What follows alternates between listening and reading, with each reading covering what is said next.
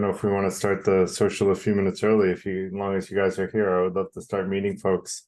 Does anybody want to introduce themselves and maybe mention where you're coming from and what interests you about tonight's topic? Yeah, I'll kick it off. Hello, I'm Will, and Sunshine Coast, east coast of Australia, Queensland, just a little bit south of the Great Barrier Reef. Loving this group and all the interesting topics that Garrett proposes. And I'm interested in wisdom because I really do wonder what is the point of knowledge without wisdom. And I often wonder, like, what is the point of all the stuff we know if it's just for the sake of knowing? There isn't one without without wisdom. There's no point in knowledge without wisdom, and so I'm glad you're asking that question. I'll try to address that tonight, although it's not specifically in the slides, but I think I'll be bringing it up early on. So I don't know if anyone else wants to go. But I heard it said recently that, like they say once you get a certain amount of money, whatever it is, say $20 million, after that, your level of happiness doesn't really increase relative to your wealth. And I heard it said that that's the same with knowledge, that just learning facts, after a while, it doesn't really change anything if you're just collecting information for the sake of it. So I thought that was interesting. It is interesting. I can tell you about the research on happiness, since one of the goals of the FTI is increasing happiness. Over $95,000 USD a year in modern USD dollars 2023. More money either doesn't increase happiness, or if it does increase happiness, it does it logarithmically, which means you need a whole heck of a lot more money for just a little bit of happiness increase. So 95,000 is the big inflection point there. Below that, people are trying to make ends meet, pay the rent, and are worried about money. Once you get to that point, then you're no longer worried about money. So it's not like you don't worry about it ever at all. Like in the US, we don't have a public healthcare system. So if you get cancer, God forbid, you could have millions of dollars in savings and still go bankrupt and die of not getting cancer treatments. That's another story for another day. Not tonight's topic, but Katie has her hand up, so let me let her go. I'm bringing up such a dark topic. Sorry, Katie. I loved what you said about an inflection point, because I think that's true. And there's also like a point beyond which I remember reading an article saying at 20 million, you might be happier than at a billion, because at 20 million, you probably just need like a security camera on your house. And at a billion, you might need a lot more than that to be watching over all your stuff. Not only that you may need more than that, but you don't have any privacy anymore, right? Like, you're a public figure if you have $1 billion, and like you're being watched everywhere you go, you're recognized in public. Most people at that level are not all, though. There are billionaires that are not very well known that you would never recognize. So, but anyway, sorry, Katie, I didn't mean to interrupt you. Yeah, I agree with you. And then my point on wisdom, it's such a you see the term so often in philosophy, and I just love bringing it into everyday conversation that helps me with it. Yeah, it's an everyday thing, and we'll talk about how important it is, and I'll define what I mean by wisdom in a lot of detail. So hopefully it will be. I don't think anyone's going to tell me I wasn't detailed enough, although if they do, they can do that in the Q&A, and I'll add more detail, because there's still a lot more behind it than what I'm going to cover in the presentation. But yeah, thanks, Katie. Good to see you. Phil. Yeah, while I agree with what you guys saying in general, I sort of somewhat disagree in this sense. That is, if you're only looking at it in a personal sense, I agree with you totally. But you might want, as an individual, to, in a sense, do something good for your community or for humanity in general. And then it becomes something that is not only beyond wealth or happiness, but is for others to live well And so therefore it might even encumber a certain kind of unhappiness because you have to deal with all sorts of things that you have to suffer when you're trying to do that. Unfortunately, that's only for the rare people because very few people are not unselfish enough to do that. So I kind of disagree with you only in a small way. Yeah, you can extend it beyond yourself. So Phil, if I become wealthy, I'll have to let you know if that happens to me. I don't suspect that it will, if I get there, because that is my plan. I want to make a lot of money to help empower a lot of people to make a lot of money. So we'll see if I can accomplish that. But if so, I'll make more money for other people than I will for myself, but I'll do fine for myself too. So who else wants to go? And good to see you too, Phil.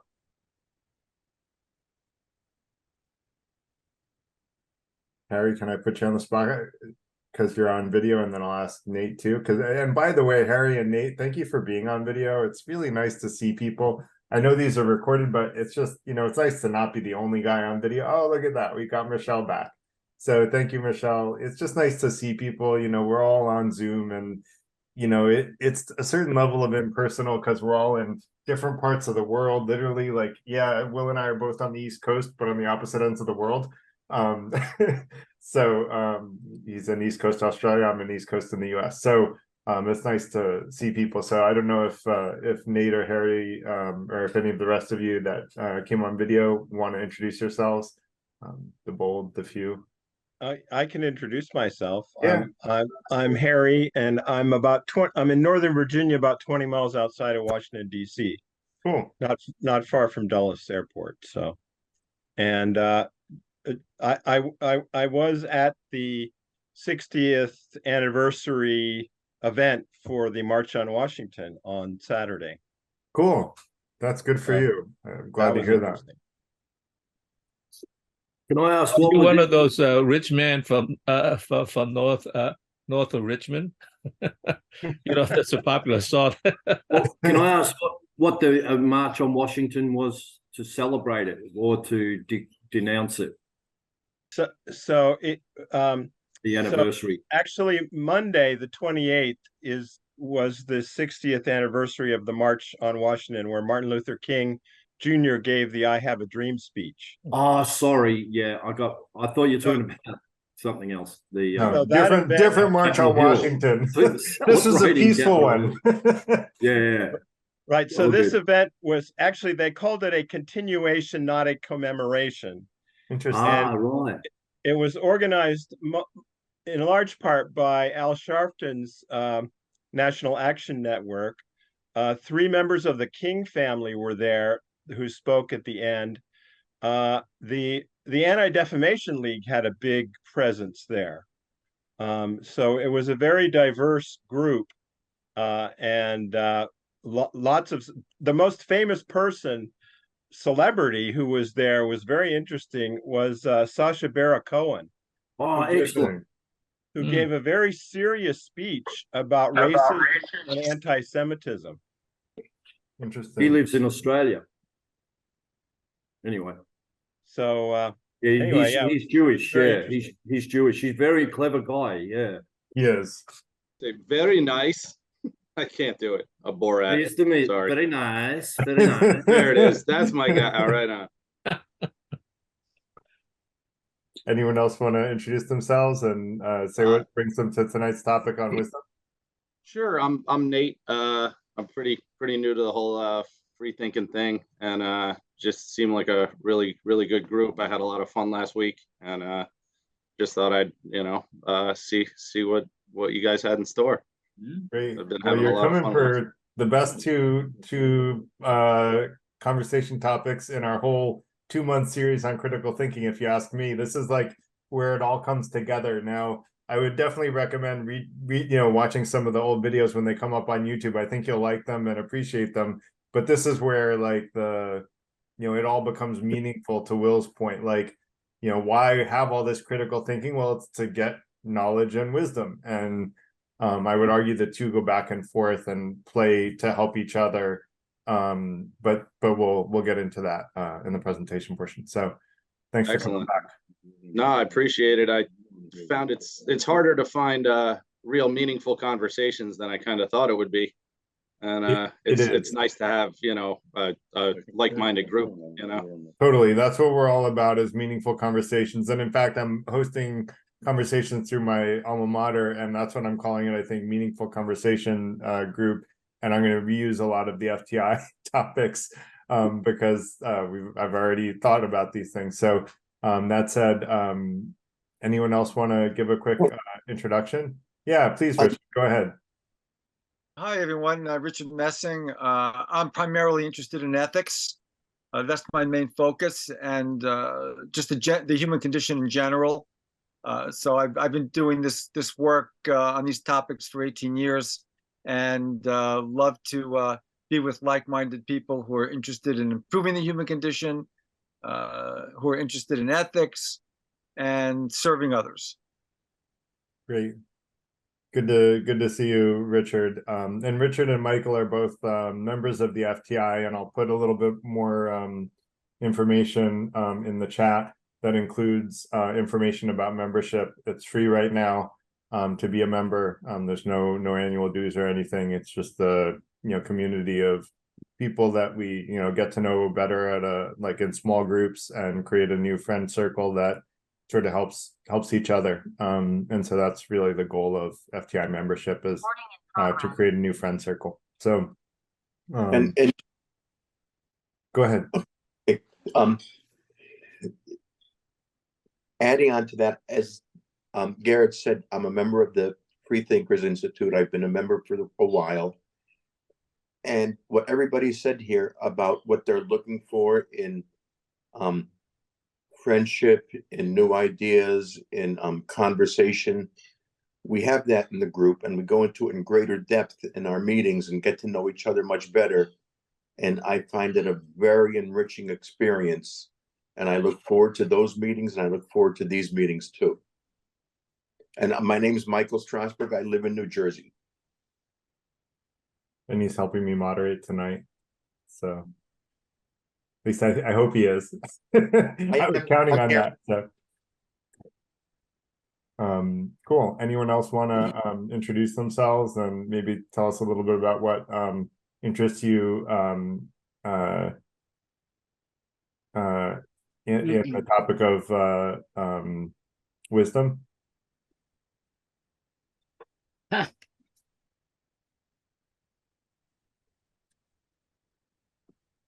Are you gonna define wisdom for us tonight, Garrett? That's what the whole night is about. I will be spending between 30 and probably 45 minutes defining wisdom for y'all. So yeah. So Renee, go ahead. Thank you. I'm Renee. I'm from Chicago, and I happen to be very wise, probably the wisest one here. I've earned my gray hair, whatever little sags and wrinkles, and it's nice to age and acquire wisdom. I like, go ahead, Renee. Sorry, I thought you were done. Oh, no. What were you going to say, Garrett?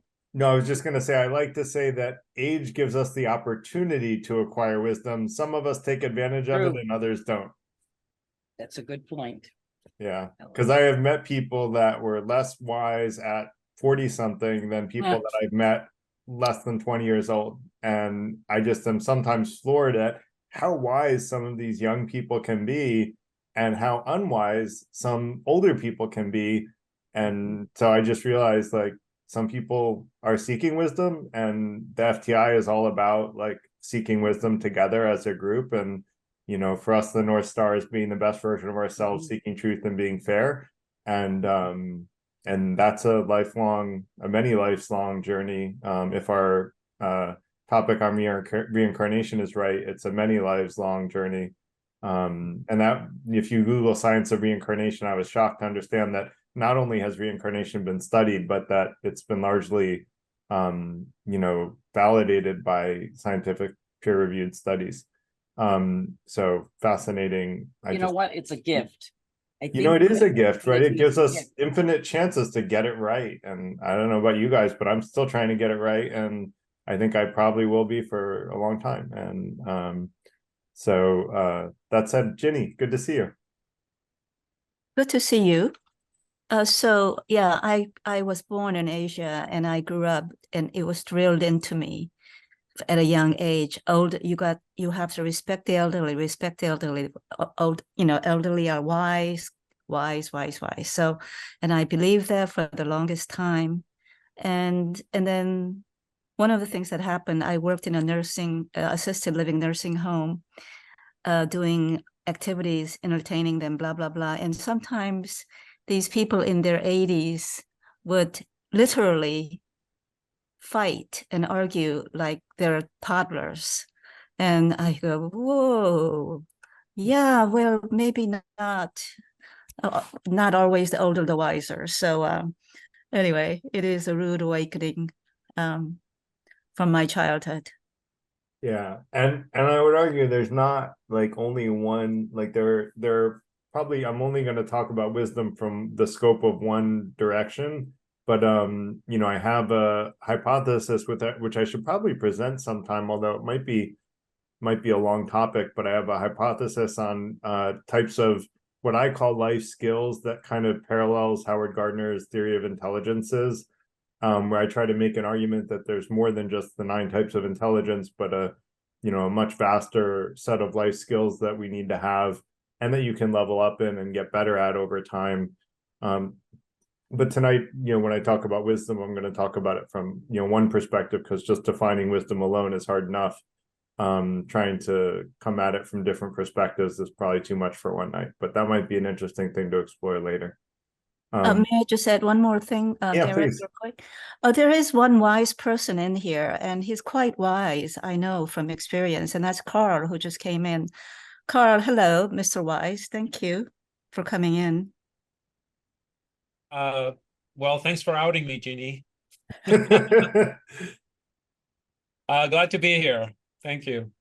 Good to have you. That said, it's a little after 7, so I'm gonna kind of kick things off, and let me actually pull up this. Okay, so basically, thank you all for introducing yourselves. I'll introduce myself as well. My name is Garrett Lang. I'm a software developer turned software inventor, now an entrepreneur, founder of a food tech company called PlateRate, and my hobby has been writing and discussing practical philosophy more or less since college.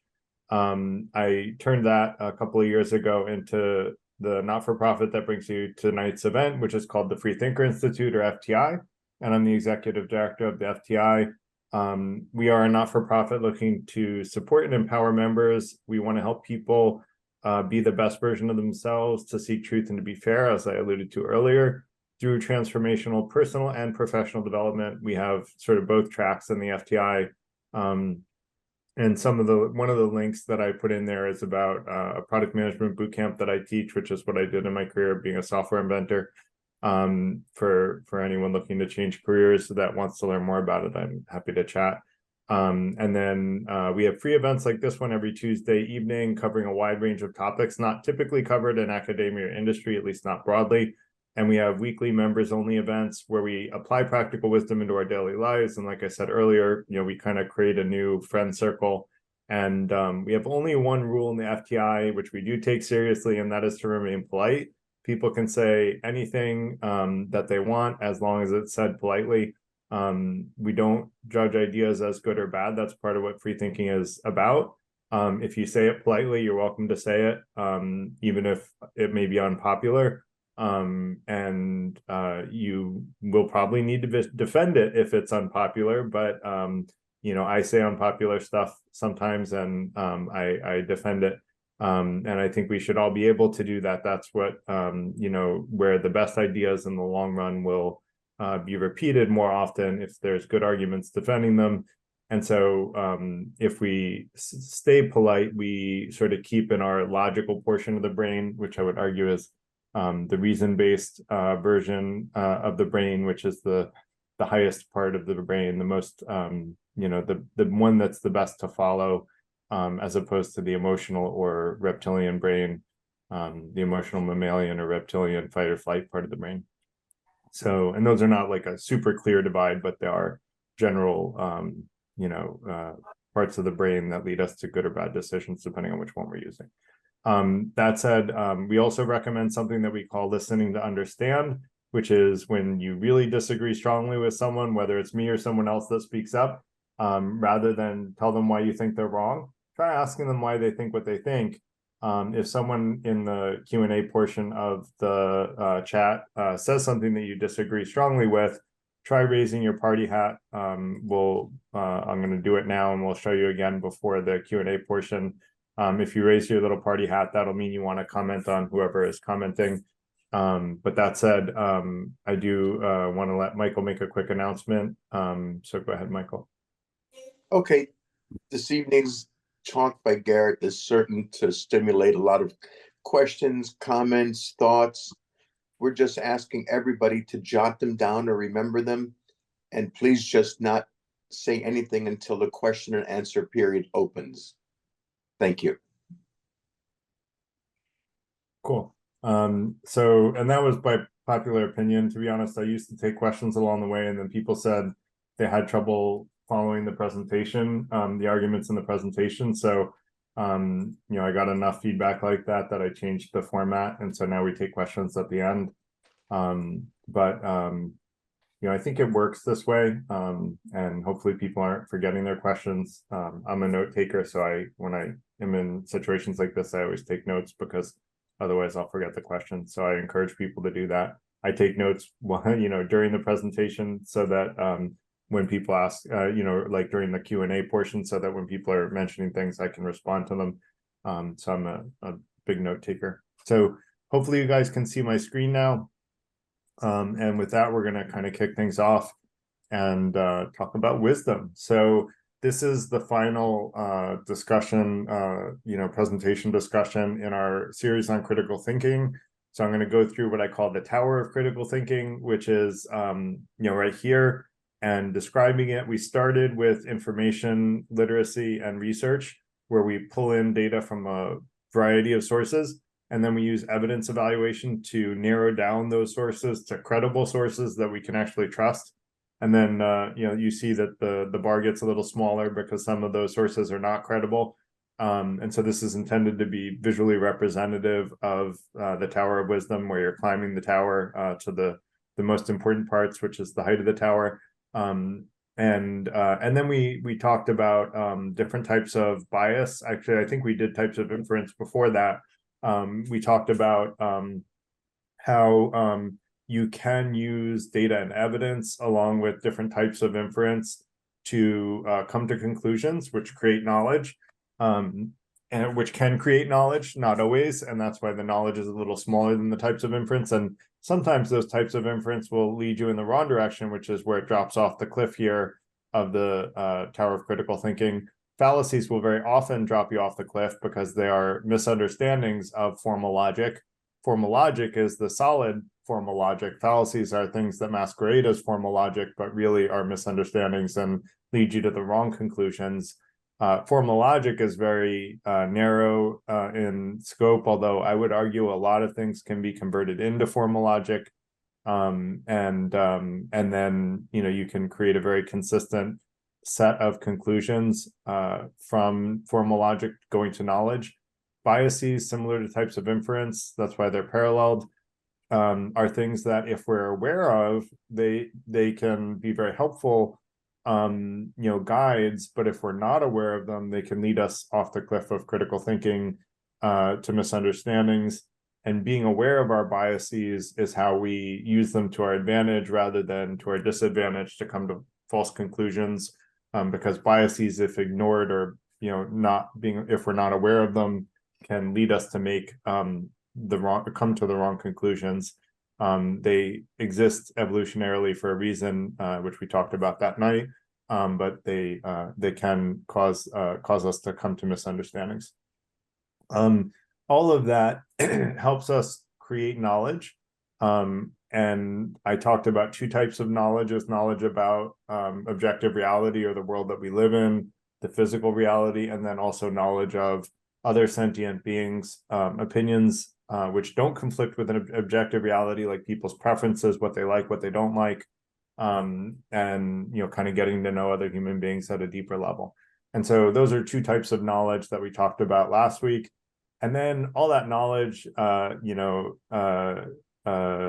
Will alluded to, well, what's the purpose of all this knowledge, right? Well, as we get to know other people's opinions and beliefs and the world at large, we really want to use that to increase wisdom. And I'm going to argue there are two steps to wisdom. One is preventing significant unnecessary harm for everyone, or trying to, right? We won't make it go away, even if that's a good thing to go after overnight. But number two is to increase happiness and decrease harm.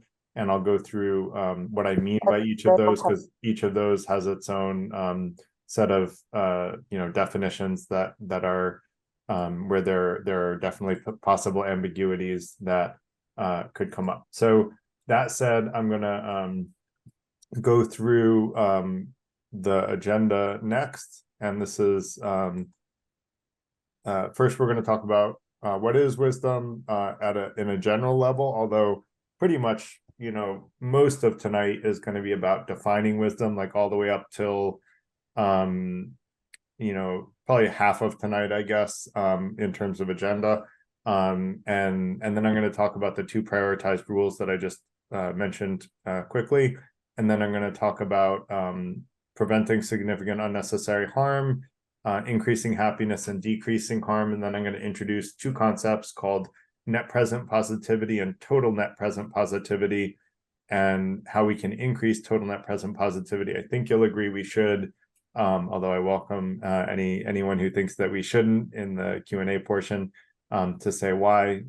Any disagreement, people are welcome to bring up then, or additions that people want to add. And then I'm going to talk about intentions being more important than consequences. Increasing happiness and decreasing harm can sound like utilitarianism. And I am largely aligned with utilitarianism, but I've riffed on it quite a bit. And I'm more of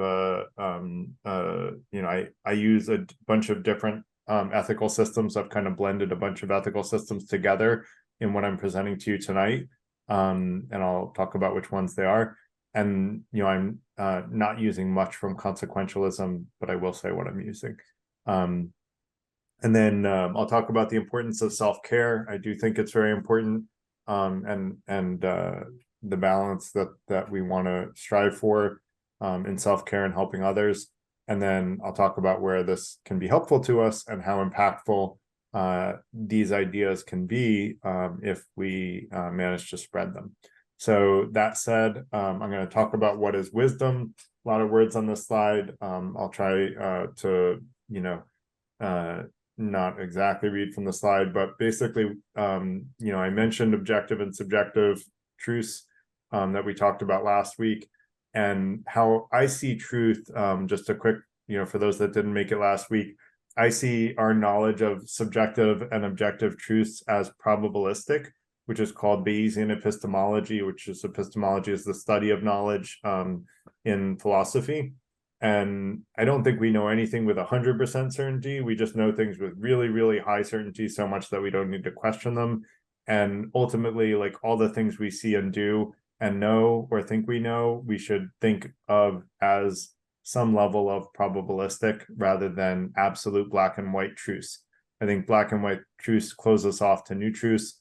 And wisdom is about making better decisions. And I'm going to talk tonight about what I mean by a better decision.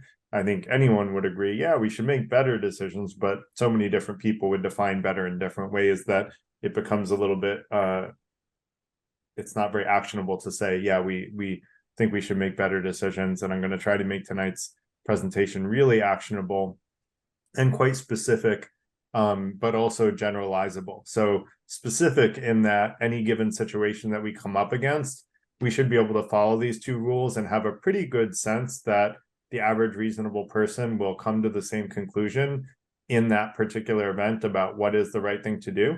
And if I can manage that, it'll be managing something that hasn't, so far as I know, been managed consistently. And so it's an ambitious goal. And I fully expect people to challenge and question in the Q&A portion where I might be wrong with specific examples where you think that there may be fair room for ambiguity.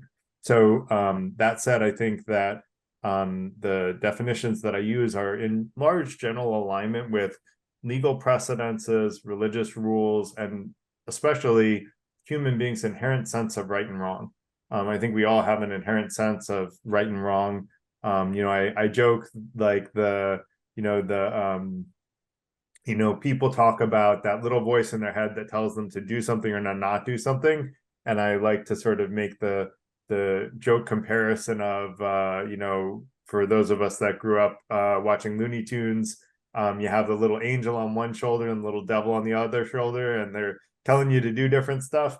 And that actually comes from something, like a very serious quote by Sitting Bull, where, and I'm going to paraphrase because I don't remember it verbatim, but he said, I have two wolves in my head, and one of them is like ferocious and mean and evil, and the other one is really kind and compassionate.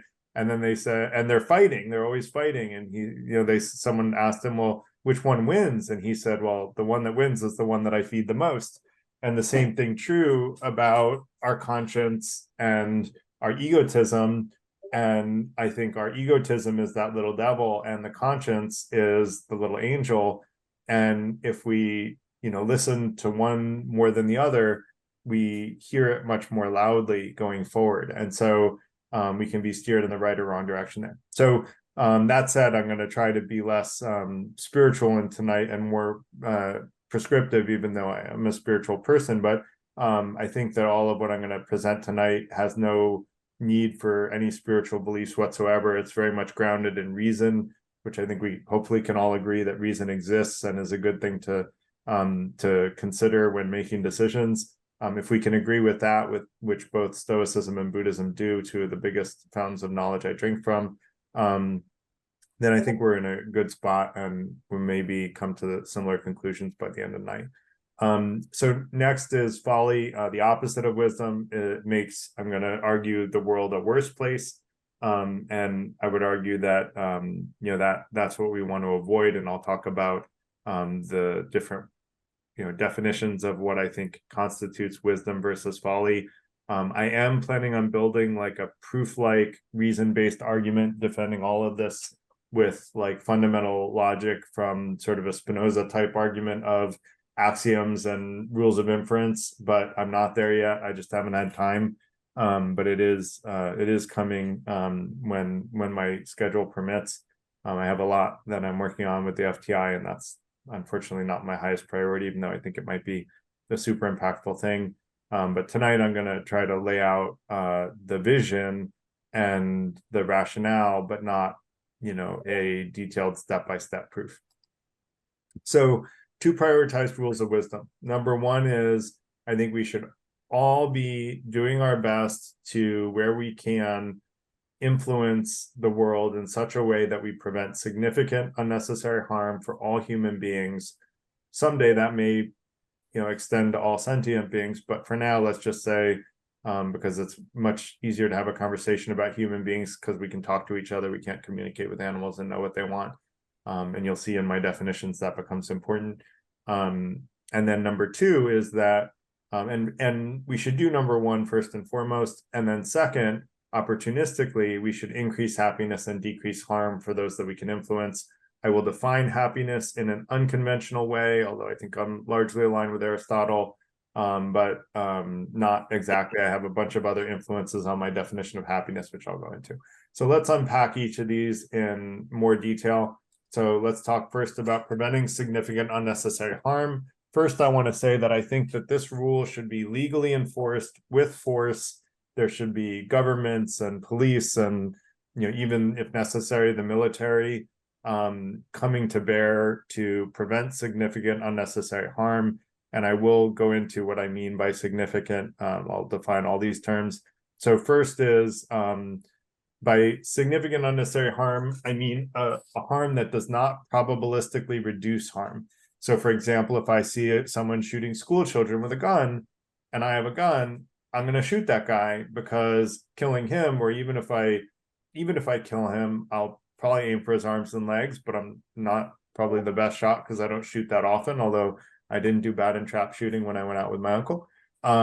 So either way, whether I kill him or not, I'm preventing the harm of killing all of those school children that he was going to kill if I didn't stop him.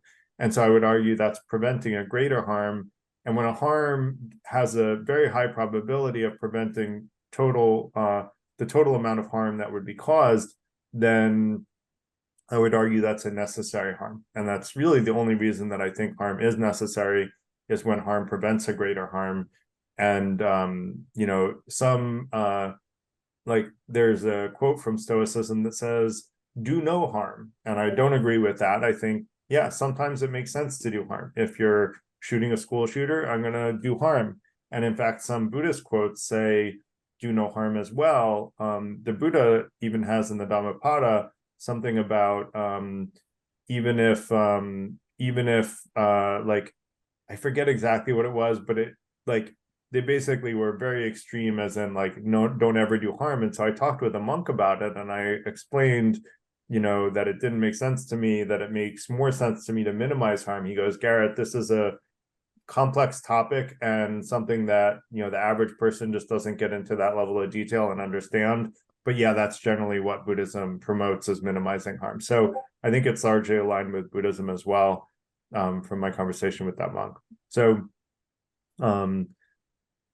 self-defense is also a necessary harm, because you're preventing significant harm from happening to you if you feel like you're at risk for being significantly harmed. So some clear examples are, you know, murder, assault, you know, things like that, you know, are clear examples of significant harm. You know, calling someone a jerk one time without a pattern of bullying or, you know, repeat offenses, that's insignificant harm. You know, those two edges are very clear, I think, hopefully. But let me get into more of the nuance. You know, first, what do we mean by harm? So first, I would argue that harm is defined by the individual who was harmed. And so someone has to self-define, opt into saying, I was harmed. So for example, I use the example of a masochist. A masochist who is hurt because they want to be hurt was not harmed. They chose to be hurt. That was up to them. They enjoy that. That's what being a masochist is about. And cool, no judgment here. That's up to them. Now, I don't want them to enact the golden rule on me where they say, hey, I want to be harmed now, Garrett, I'm going to harm you. No, stay away from me. Don't harm me. And that's where I would say the golden rule doesn't hold up to all scenarios. I live by the platinum rule, which is to treat other people they want to be treated rather than to treat them the way that I want to be treated. I think the golden rule is a great piece of wisdom because it helps people empathize with others. So I'm not trying to knock it. It's used throughout most world religions, and it's a great piece of wisdom.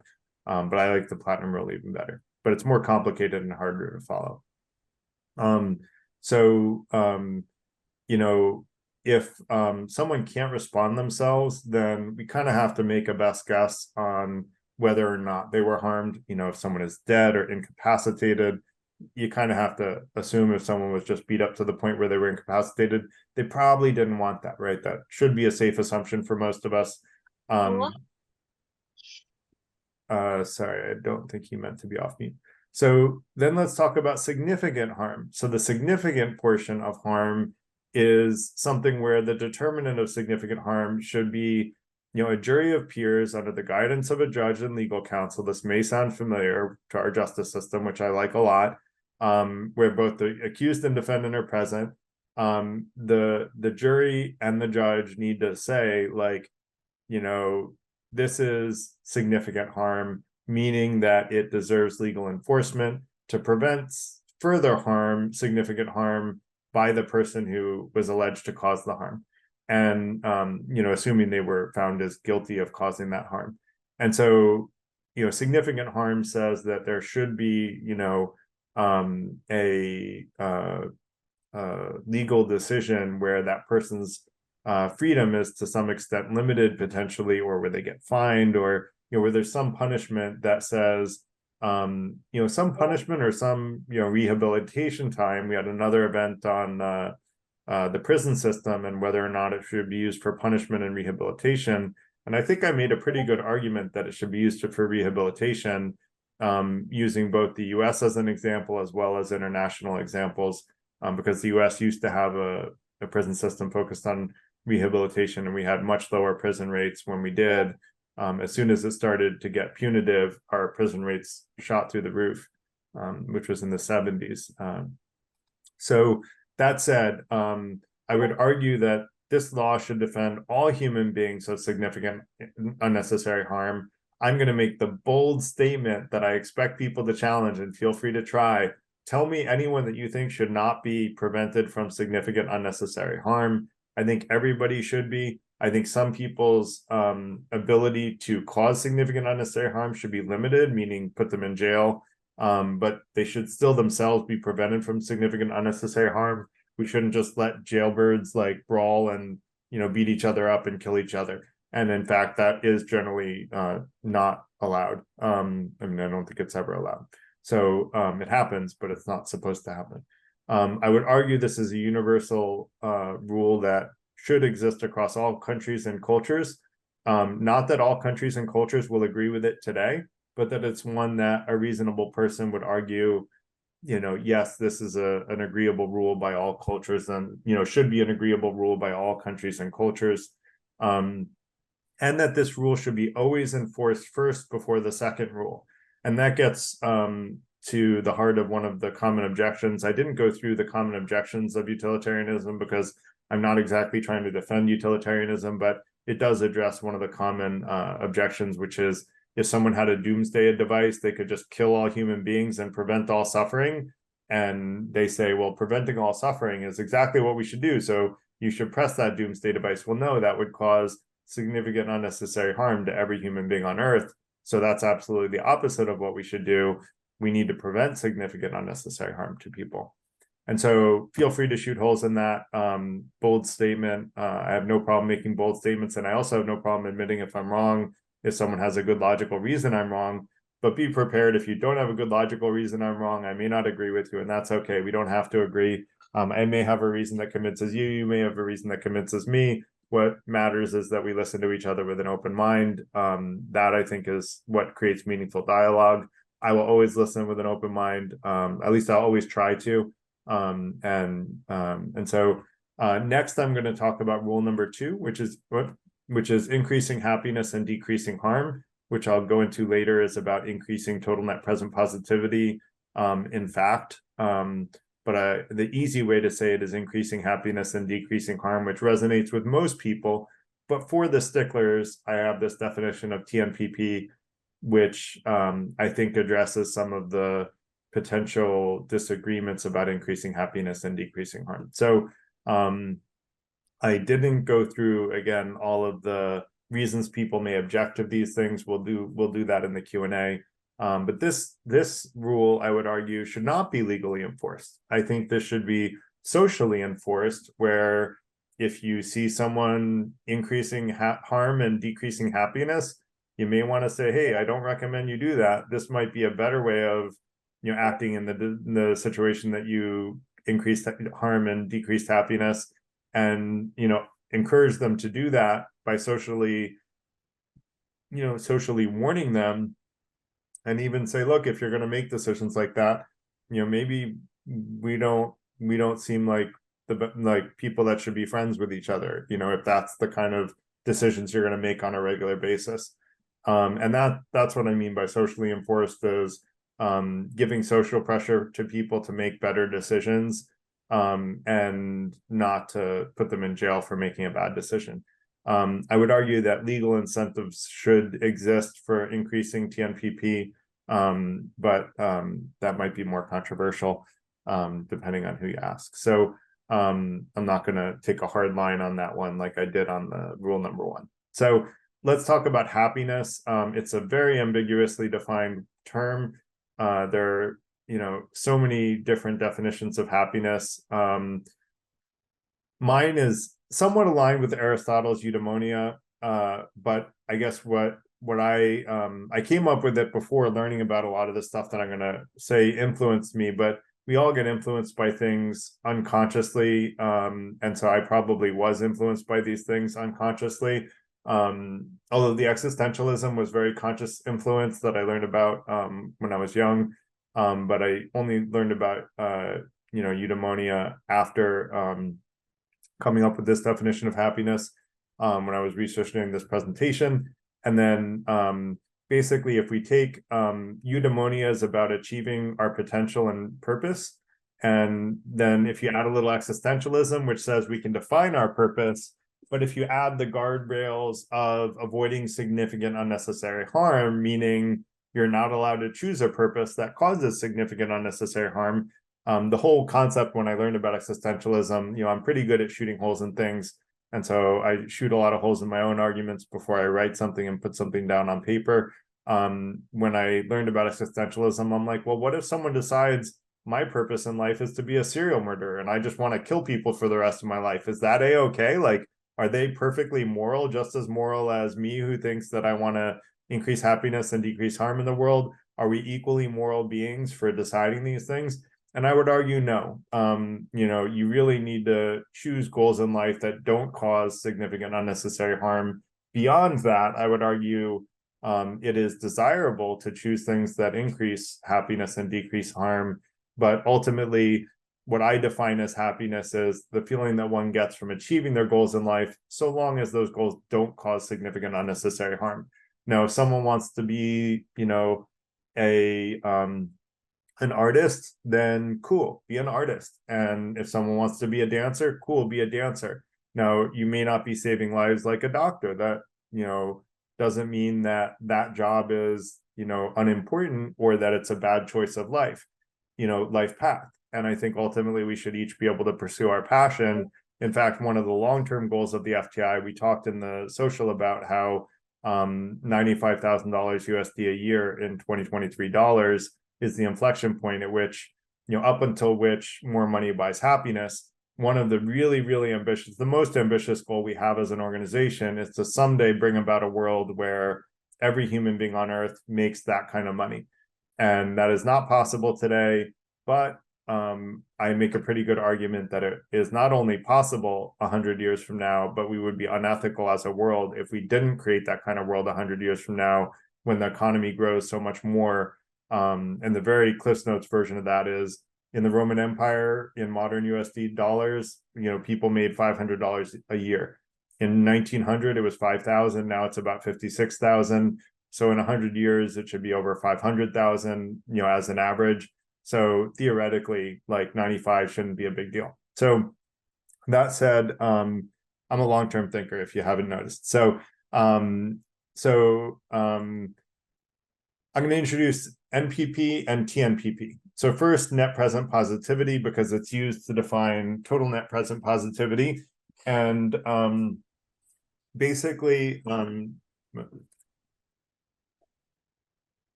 if you take every action now and going forward for the rest of your life, you might, if you believe in reincarnation like I do, consider future lives as well. But just let's focus on this life for now. Measure how happy it makes you, measure how much harm it causes you, and also not just you, but for you and the people you can influence. I think I left that out. I think net present positivity. Oh no, that's going to be in total net present positivity. So how much happiness it makes, how much happiness it brings you, how much harm it causes you.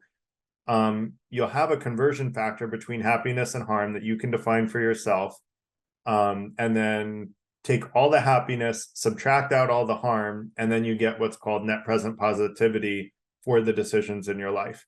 Now, there's a discount for future events, meaning something that is going to happen 10 years from now might not be as likely to happen as something that's going to happen tomorrow, because you can predict tomorrow with much more certainty than 10 years from now. And what that's called in financial services is discounting, where you basically say something that happens further in the future has a lower weight on the net present positivity. That's why I use the net present. Net present profit is the typical name in finance used for a similar thing in financial services, which is half of my career was in financial services. So net present positivity hopefully is clear. Now let's expand that to total net present positivity. Now we're saying, what's the net present positivity of every decision you make on everybody you can influence, multiplied by how much you can influence that person. And this gets to a common argument. I'm going to bring up a couple of anecdotally things that aren't in the slides, but I'll mention Peter Singer wrote a really great paper, and he tried to make an argument that if you're a business person walking by a child drowning in a small puddle, because it's deeper than their neck, but you are in a business suit, wouldn't you jump in and save that child? And most people would. But then he says, well, if you can save someone across the world by donating some of your money, then you might be able to have the same impact of saving a child's life across the world. And my answer to that is, while that's true, if you gave 100% of your disposable income to saving those children across, the other side of the world, you may not be solving that problem of saving those children on the other side of the world in a sustainable way.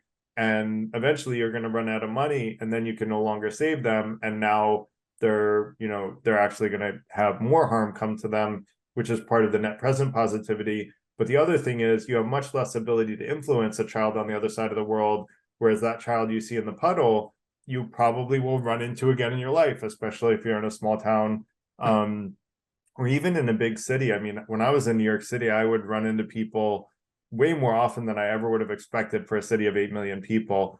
I would see people in the subway and I'd be like, oh my God, how are you doing? Like, I haven't seen you in a couple of years. And it happens. And so it is a small world. And I would argue that the other thing is, there is another reason, which I'll come back to a little bit later, about why I think it makes sense to weight people that we can influence more. Well, let me just touch on it. If you can influence someone more, you can have a bigger effect on their net present positivity than you can on someone that you have less influence with. Think about someone that's like a distant, acquaintance versus one of your close friends. You can influence your friend much more. So if you give your close friend some advice that you think would be really helpful to them, you wouldn't be able to necessarily give that same advice to the distant acquaintance, right? Because you don't have the same political capital, we like to call it in business, with that acquaintance. And so for the people you can influence more, you can have more of a positive influence on those people because you can influence them more by nature. Because hopefully their mind is more open to you than the people you can influence less. In fact, by definition, it is, because that's what it means to be able to influence someone more, is that their mind is more open to you. So ways to increase total net present positivity. I would argue that we should really empower, like be observant of who is increasing total net present positivity. This is a new metric. I've created it. So I'm a software inventor by trade, and I invent philosophical ideas too. This is one that I invented. I also invented the name of many tasking, which is many people working on the same task at the same time, instead of, it's like the opposite of multitasking. I like to come up with terms, but in this case, this one is more useful and impactful than even many tasking, which people were doing before I defined it. Basically the idea is you want to disempower people who reduce TNPP. And if you do that, we actually indirectly increase TNPP through the other people whose TNPP we increase, because what we do is we empower those people who we can influence the most, and those people will most likely empower us back. And it creates this virtuous cycle of positivity, enabling us to empower other people who empower other people, and including us. And we increase each other's sphere of influence, and increasing each other's sphere of influence, we can also now influence more people in a positive way. And so I would argue this, the other question is, are there any easy guidelines to follow to increase TNPP and to increase our sphere of influence as a result? And I would argue there are, and I've spent, about I've really been thinking about it for over a decade, but it's been about 5 years to come up with the current incarnation of the 5 intentions of the FTI. And I would argue these are 5 simple rules that you can follow in any given situation that are going to help you increase TNPP. And they sort of are by definition, because number 4 is about increasing TNPP. Number 1, though, is a devotion to using reason and intuition to be the best version of yourself, to seek truth and to be fair, which I mentioned in the intro. That's kind of the North Star. And I think if we're looking for truth and we're trying to be fair, I would argue increasing TNPP is what will naturally feel fair. But but first the North Star is to, trust ourselves that we are being fair and that we are trying to be the best version of ourselves. A lot of times people will justify doing mean things because someone was mean to them. And you have to ask yourself, am I being the best version of myself when I do that, being spiteful?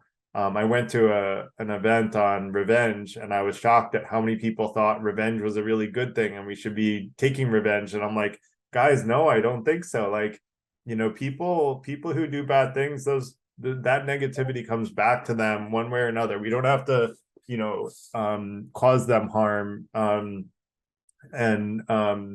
so that said, I do think people should be held accountable. And, if someone causes harm and I'm afraid that a friend is going to be harmed by them, I don't think there's anything wrong with warning my friend about it. But ultimately, they have to make their own decision on what to do.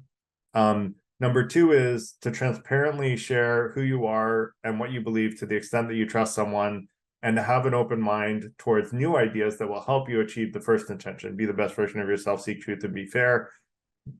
This keeps our mind open to how we can improve. None of us is perfect. I like to joke, the only people who think they're perfect are just as flawed as the day they started thinking they were perfect. And I don't hire perfect people at my company because they're the most flawed people around. So it's nice to admit, have friends that admit we're all flawed and it's okay to be flawed. And by admitting we're flawed, we can try to improve ourselves, and thus get to a better place than most people who don't acknowledge they're flawed. Next is a commitment to critical thinking, which is why we had this series on critical thinking for the last 2 months, which is the ability to distinguish between fact and fiction and wisdom from folly. And so with good critical thinking skills and an open mind, when we transparently share an idea that's bad amongst a friend network like the FTI members group, our friends, in or out of the FTI will tell us, hey, Garrett, I think you're off base here, and this is why. And they'll give me a reason to believe that, might resonate with me. And if I listen with an open mind and it resonates, then I'll change my mind, and then I'll be more right than I was before. And there's nothing wrong with that. That's a good thing. It's okay to admit we're wrong, because when we do with good judgment, we're more right than we were before. And so what these first three intentions do is they help us come to the conclusion of what the truth is much more clearly than without them. And what I would argue is that nobody goes around trying to increase harm and decrease happiness. Like, people aren't consciously trying to do that. Some people will do it because they prioritize themselves and people close to them over other people, and they're causing harm to the other people. So there are priorities there, which is part of why I defined TNPP, is to deal with the fact that we all have some preferences to help people closest to us, which I think is an innate thing, and is actually not unjustifiable to some degree, but we can't ignore the other people that we can influence with our decisions, which is what some people attempt to do. And that's what TNPP brings those people in, because if you're going to influence them, they're part of your TNPP calculation. And then, by seeing the truth more clearly, what we do is we reduce the number of misunderstandings, and it's really misunderstandings that cause good people to do bad things. And I would argue that, I think, and I hope I'm not offending anyone here, but like certain parts of the world, I try to choose like not very political topics, but certain parts of the world think that if someone is homosexual, they should be stoned to death, right? And that's saving their soul. Well, I would argue that that's actually a misunderstanding, and that's not an objective truth. And if we were to follow the first rule of, was the person who's gay, were they harmed? The other people think that they're being harmed, but that person themselves wouldn't define themselves as being harmed. So by the first rule, they're not actually being harmed, so they don't deserve significant unnecessary harm. So, and so, I think that over time, while not everybody, again, will agree with these two rules right now, I want to try to plant the seeds that maybe these rules can grow in popularity, and that over time, maybe more people can see these resonate with their natural instinct for what's right and wrong. And I think over time, it can also bolster them with a logical argument, like I said, and that seeing the truth more clearly will help people more effectively maximize happiness and minimize harm, or increase TNPP. And then number 5 is an eagerness to give and receive love. I would argue that this is kind of like the, you know, the epitome of like in like Maslow's hierarchy of needs. This is, you know, in some respects not the lowest priority one. It's one of the most important ones, but it's hard for a lot of people to do. And I would argue that it's both give and receive love. Some people can't accept love well because they just don't know how, and other people have trouble giving love. And I would argue both are good things to do, and they both will inherently increase TNPP when you do them. So this is kind of like the adding like turbo engine, you know, a turbocharge on the increasing happiness and decreasing harm, if that makes sense. So wisdom is about intention, not results. So this is where I was alluding to earlier, that when you make a decision, what should matter is your estimate of, you know, your reasonable estimate, having followed the 5 intentions of how much will I increase TNPP by the different choices I can make. And I'm not saying you have to maximize TNPP with absolutely every choice. We should all have like individual freedom to make our own decisions. But ultimately, you know, I think that we should try to increase TNPP where possible, while, you know, remembering that us achieving our goals is the biggest influence on TNPP, because our happiness comes from achieving our goals. So whatever your goals are, as long as they don't cause significant unnecessary harm, you should be giving yourself, and I'm going to talk a little bit more about self-care in a bit, you should be giving yourself the benefit of the doubt that you can influence yourself more than any other human being. So you should look out for yourself, you know, to a large degree first, but not exclusively or to the detriment of other people, because then the harm that you're causing other people to the exclusion of yourself is a negative thing. So, and you know, decreases TNPP. So basically this is a combination of, you know, utilitarianism, using Bayesian epistemology for anyone that's like in the philosophy world. My definition of wisdom is a combination of deontology, ethics of care, social contract theory, utilitarianism with a little bit of virtue ethics, which are the 5 intentions or the virtues. And basically I'm trying to take the best of all of these philosophies, combining them into one simple framework to follow. Not trivial, but I think overall, like, you know, most decisions are pretty clear to say whether or not you're increasing TNPP or not. And then the only you know, the you know, the and I talked about that. So so the reason that I'm not a believer in consequentialism is we can't control the consequences. And a lot of people criticize utilitarianism for saying, even if you have the worst of intentions, if you get a good outcome, then you're A-okay according to utilitarianism, because you save someone's life even though you tried to kill them, right? Like, well, that doesn't make sense to me. If you tried to kill someone, that's not okay, right? And if you attempt to kill someone, Bayesian epistemology says you're more likely to actually kill them if you attempt to kill them. So that's a bad thing, and you shouldn't strive to do that. You're causing significant unnecessary harm. And so what I would argue is we should do what we think is going to have the best possible outcome, and then, you know, let the consequences fall where they may. Now, if we realize that we're surprised by the results of our actions over and over again, we probably need to think twice about whether or not we're transparently sharing all of our beliefs with people close to us that we trust, and listening to them with an open mind when they point out our mistakes. Because usually when we're surprised by a lot of things over and over again, that's because we have a lot of misunderstandings and we're not seeing the truth very clearly. And so I will give that as a warning. And yes, I'm a practicing Stoic when I say that we shouldn't be judged for things out of our control. So that said, I like the saying from airplanes, put on your face mask before helping others. So that's the theme of this slide. Anyone that's flown in a commercial airplane has heard this message. I have a similar one for this slide, and that is that some people may be so carried away, and I have friends like this, trying to increase other people's net present positivity that they neglect their own physical and mental well-being. Sometimes it's one, the other, or both. but you really have to take care of yourself to a point that you can help others. And, that means preventing significant unnecessary harm from happening to you. And, you should also prevent significant unnecessary harm from happening to you. Now, if you're making $95,000 a year, like, you don't need to, screw over other people to make an extra $3 million a year, right? That's not going to make you happier. Actually, it most likely will make you less happy. And so there's a point at which, if your own needs are taken care of, you then can focus on increasing overall net present positivity. And quite frankly, I think that in most cases, balancing your needs with the needs of other people is what creates the best outcome.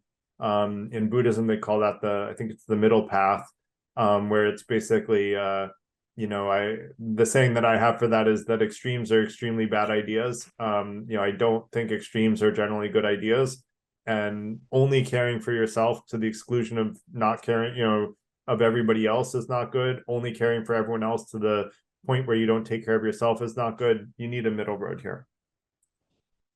So how can this impact us in daily life? It can lead to healthier friendships, because if you increase the happiness and decrease the harm of your friends, you're going to build meaningful friendships by building trust with people.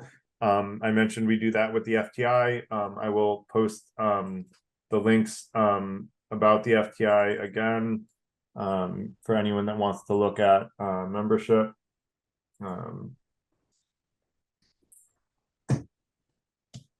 And then it can create better work relationships, because if you're helping colleagues, then they'll in turn want to be more likely to be helpful to you. They've done a lot of leadership books, and it turns out that between givers, takers, and exchangers, the givers are actually the ones that rise to the highest levels of corporations in general.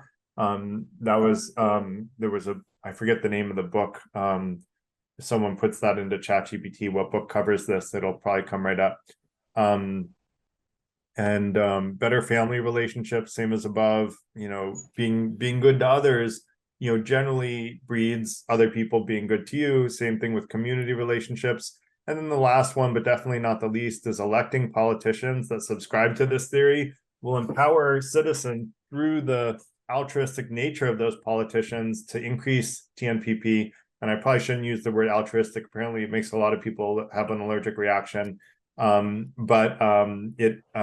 can talk about altruism. There are two definitions of altruism, one of which is completely impossible to meet. And so, yes, I will agree that version of altruism doesn't exist. The other version of altruism is that you put other people's needs, either equal to or more than your own. And that version very much does exist and is super important. But that is a whole nother topic for another night. So I probably shouldn't use the term in this slide deck because it's so incendiary for some people. That said, I do think we should elect politicians that want to increase TNPP, because like I said, we should want politicians that want to prevent significant unnecessary harm. That's not super controversial. Most of our laws are aimed at that, although there are a lot of corporate cronyism laws and stuff like that. There are laws that buying political speech is legal.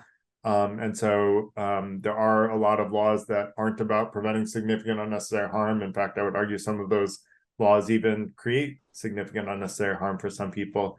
But that said,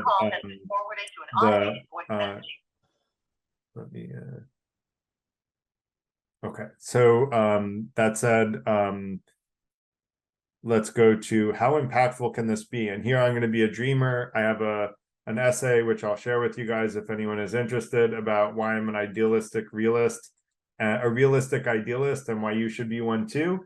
And so for anyone wondering whether or not they should be an idealist or a realist, I don't think you have to be one or the other. I would argue you can be both. And I explain how in this essay, so I'll share that in the chat. There we go. And I have 3 monitors. That's why I'm going back and forth between these different screens. So, basically, if each one of us simply followed this paradigm of what wisdom is and tried to take actions that increase TNPP after decreasing significant unnecessary harm for all human beings, I would argue we would each elect representatives that would be more likely to to follow those two rules, which would in turn decrease the amount of significant unnecessary harm to more people. So that would decrease significant unnecessary harm in the world. And it would increase TNPP institutionally by creating programs that incentivize increases in TNPP. And we would increase TNPP in our friend circles, which again will create a virtuous cycle of positivity within the sphere of influence that each of us has. And if each of us shares this idea with more than one other person is what's required to go viral. If each of us shares this with 2 or 3 other people, and you share this, when we put this up on YouTube, if you put it up, share the presentation on YouTube with 2 or 3 other people, and they share with 2 or 3 other people, we can actually drastically improve the amount of happiness and decrease the amount of harm experienced in the world. With just 4 or 5 degrees of separation, you have a drastically huge impact. And so I would really love to encourage people for this lecture more than any other one that I've done. And I even had a lecture on how to end unjust wars, which actually I would love for people to do the same on that. Try to watch the lecture and tell me if you think I have a good plan there, and share that one too, because that's another one that I think would do, accomplish a lot of the same stuff as this one, but there's a very tangible plan for just ending wars, unjust wars, and decreasing human rights violations. And I would argue that if everyone shares it, 3 or 4 times, then we'll grow virally, and, even consider becoming a member of the FTI and inviting some friends to become members. And, we can grow a community of people trying to increase TNPP within our community and outside of it as well. So with that said, I would love to know whether or not this was helpful. I always like to ask that. So if anyone found this helpful, please write that in the chat. If you didn't find it helpful, you can also write that in the chat, although I would love to hear the why along with that one. And with that said, I think Michael has a quick announcement before we open it up to questions. I'm sorry I went a little longer than I expected. I think I only had like 15 slides, but I talked a lot. So I'm sorry that I cut short the conversation, but we'll be able to continue in the online community after tonight's session. So 9 o'clock is not the end of the conversation. I'd love to keep talking with you guys about that in the online community. And thank you, Joe, for the very helpful, and would love feedback from anyone else that wants to share. So Michael, go ahead with your announcement. Okay, just a few things. Try to limit your comments or questions to 3 minutes. If you think of something you'd like to respond to something someone else has said, raise your party hat. And please don't interrupt anybody else. And you're welcome to make as many comments as you want, but please limit your comments to 1 comment or question per hand raising. Great, thank you, Michael. And also, if you want to raise your hand under reactions, if you have a question, we like to have people raise the hand like I'm doing right here. And then in the order that you guys raise your hands, we'll call on people, except for the party hats, let people jump in and make a comment on each person's thing. So Frank, good to see you. Go ahead. Oh, okay. I just want to add what I think is a very important point. It's kind of below the surface of everything that you said. But when you think about other people or thinking about helping other people, the critical thing that I find is you have to understand that everybody lives in their own world. They have their own ideas about what's right and what's wrong and what serves them and so forth. And it's just a matter of respecting that and letting that modify your interactions with that person. And in lots of things, you might want to suggest to someone, but they just don't fit within that person's worldview. They don't see the world that way, and it's not going to be helpful for them. And it may even be kind of disturbing for you to suggest something like that. So it's not automatic. It's not easy to do, but if you kind of get that everybody's kind of building their own thing and they're operating from their own worldview, then you can kind of, that's the first step, because then you can kind of start to figure out what that is, and make your moves accordingly. Yeah, but what was it that you said may be disturbing to suggest? Which? You said something may be disturbing to suggest. I missed that part. Well, yeah, if I can't think of something right off the hand, but there may be something you think would be very helpful to somebody, but it just well, let's, for example, take a religious point of view or whatever, or a culture point of view. It simply doesn't fit within their way of doing things and their way of looking at the world. Right. And so it's not going to, even though it would be helpful for you to follow that kind of advice, it might not be helpful for them at all. So it's just a kind of a separate kind of thing below. It kind of comes below everything you've said. It does. Yeah. And just trying to understand. But that's such an important fact to realize, that other people are not seeing the world the way you do. They have their own vision, and you just need to kind of work with that. That's what I'm saying. Yeah, no, you're right. And I think that actually aligns everything you just said aligns exactly with my definitions, because, and I'm going to tie it back to sort of what I presented. Remember I said I like the platinum rule, which is to treat other people the way they want to be treated. All of my definitions align with that, because remember I said everybody's definition of happiness is their own goals. But you don't know someone's happiness unless you know their goals. Right. So you have to get to know that person and what their goals are, because to make them happy, you need to know their goals. You also, because that person gets to define what they consider harm, you have to be able to know what they consider harm. And, and so you do need to get to know other people for what their goals are and what they consider harm. And you can't increase TNPP without doing that, which is another reason. And I'm glad you brought that up, Frank, because I didn't even connect before how the other reason to weight the people you can influence the most is those are the people whose happiness and harm you're going to know the most, their definitions of happiness and harm. So the whole TNPP definition that I had sort of aligns exactly with what you're saying in a really cool and synergistic way. So thank you for that. I learned from that question. So appreciate it. Okay. Nate, go ahead. Hey, this is maybe a little bit off topic. It actually touches back to last week. And I don't want to get too out in the weeds there, but did someone mention something about simulating a universe from stuff you can get at Home Depot? And yes, whenever that fits in, ask them in the online community how they were going to do that. I mean, I think he's here, but let's not digress too much on that unless we run out of other stuff. But I would still love to hear the answer to that. I never did. So yeah. All right. So Dr. B, go ahead.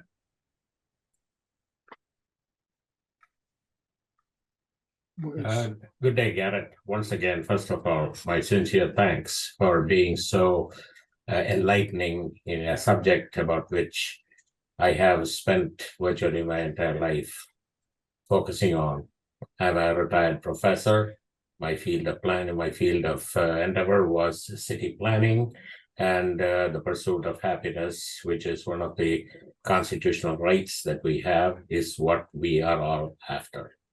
Now, please bear with me for some of my lines of thinking. Take it for what it's worth, because in what I used to educate my students when it relates to the question of happiness, I never took happiness as an absolute. Happiness and unhappiness are on a continuum. You extended the continuum beyond unhappiness to harm, So the question is how long that continuum has to be, first of all, defined. Second, if you want to know where happiness resides for any particular individual or group, in my personal opinion, it depends on where the needle is parked along that continuum. Does that make sense to you? I think Imagine- I understood the part about how do you extend the continuum to, you know, how far do you extend it from happiness to harm? I didn't understand the second part. Well, actually, what I said is the continuum in my book is happiness to unhappiness. The antithesis is where I place my other end. I do not take it into harm. Harm goes way beyond the level of unhappiness. It goes way beyond.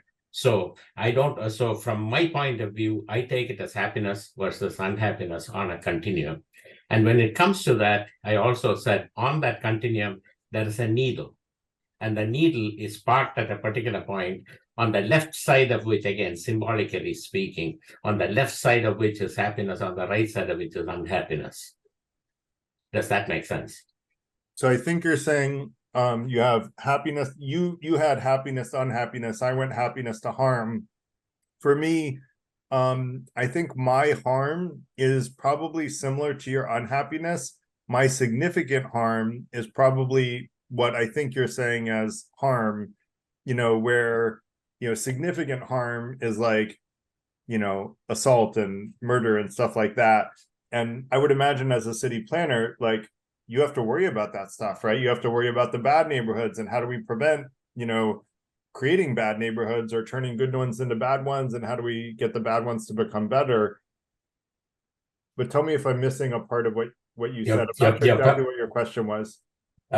Yes. What I said was, you know, I'm not going as far as harm in my definition of happiness. Right. I just want to tell you that happiness is a continuum. It is not an absolute term. That's my first point. Yeah. Second, pursuit of happiness. Let's go to the pursuit of happiness. What is the pursuit of happiness? One is, I personally am a convinced believer that happiness is a choice. Happiness is not something, I cannot bring you happiness. You have to choose happiness for you to be happy. I had to choose to be happy in order to be happy. I cannot make you happy. Right. I can make everything that makes it congenial for you to select your level of happiness, but I cannot make you happy. So that is my second thing. And the third thing, and I've got a lot more to say, but you know. We're running onto 3 topics now. Yeah, if you don't mind, let's stick with the 2 so far, and then if you don't mind, just read, because we have a lot of hands up. I want to let everyone get a chance, and so we'll definitely have you do the third one afterward, if that's okay. So first of all, I agree with you completely. Happiness to unhappiness and happiness to harm is a continuum, and that's where I was saying, like, even if you don't totally like maximize TNPP, if you're increasing TNPP, at least you're going in the right direction, right? Like, and you may choose something that is suboptimal, right? Like, you know, if you decided to be an effective altruist investment banker and you were miserable in your job, but you gave a lot of money to good, you know, to good, good not-for-profits that did good in the world, that like might add more value than choosing to become a dancer and never making a huge amount of money, but like having a very positive influence on your friend network's lives. But like, I'm not going to judge either of those people. I will judge the person who says, I want to be a serial murderer and killing people is what I'm going to do for the rest of my life. No, I'm sorry. Like, that's not a good way to spend your life. Please don't do that. And I would try to talk them out of it if they confided in me that that's what they decided they wanted to do. So I agree with you that happiness and unhappiness is one level of continuum, and then it continues to significant unnecessary harm. And I was starting to go through in my head the very extreme levels of significant unnecessary harm, which is pretty dark stuff for getting near my bedtime, which I don't like to do. So I won't go there because I don't think that was your question. The second one, as far as happiness being a choice, the way that I defined happiness is about the satisfaction that one gets from achieving one's goals. So if my goal is to have, 10 people, you know, if one of my life goals is to have 10 people share the recording from this event, right? And 10 of you share, you just helped increase my happiness, because that was one of the things that I define as happiness. And so you guys, you know, helped me be happier. And so, and that is one of my goals, just to put it out there. So if 10 of you will do that, I'd appreciate it. So I'd love to hit more than 10, but I just made up an arbitrary number. But so I think you're going down the Buddhist path of decreasing suffering. And the Buddhist path of decreasing suffering is that each one of us can control whether or not we choose not to suffer. And the Buddhists take this to an extreme degree, where even like, you know, some of the Buddhist monks in the Saffron revolution, like, were being tortured, and their goal was probably to not suffer when they were being tortured. And they may have seen it from their perspective as, it's within my control to not suffer from this. But, you know, I take it a little bit more of a pro-social, even though I learned so much from Buddhism. Like I said, Buddhism and Stoicism are my two favorite fountains of knowledge. But I disagree with the Buddhists that our happiness is 100% within our control. But I would argue it is very largely within our control. Well, I shouldn't say that. Decreasing suffering, and I don't disagree with them that decreasing suffering is within our control, because I think their perspective is sound. But I take a more pro-social approach in how I look at it, in that we should increase happiness and sort of help the people around us, and not only think about our own path. The Buddhists generally are thinking about their own path. You know, it's mostly a journey of one person in one direction, and, you know, they're thinking about their own path to nirvana. Whereas I'm thinking about creating a community of people that help each other to strive to be our best selves and to increase happiness and decrease harm in a very pro-social way that's much more Stoic than Buddhist. And so the Stoics were very pro-social. Does that make sense?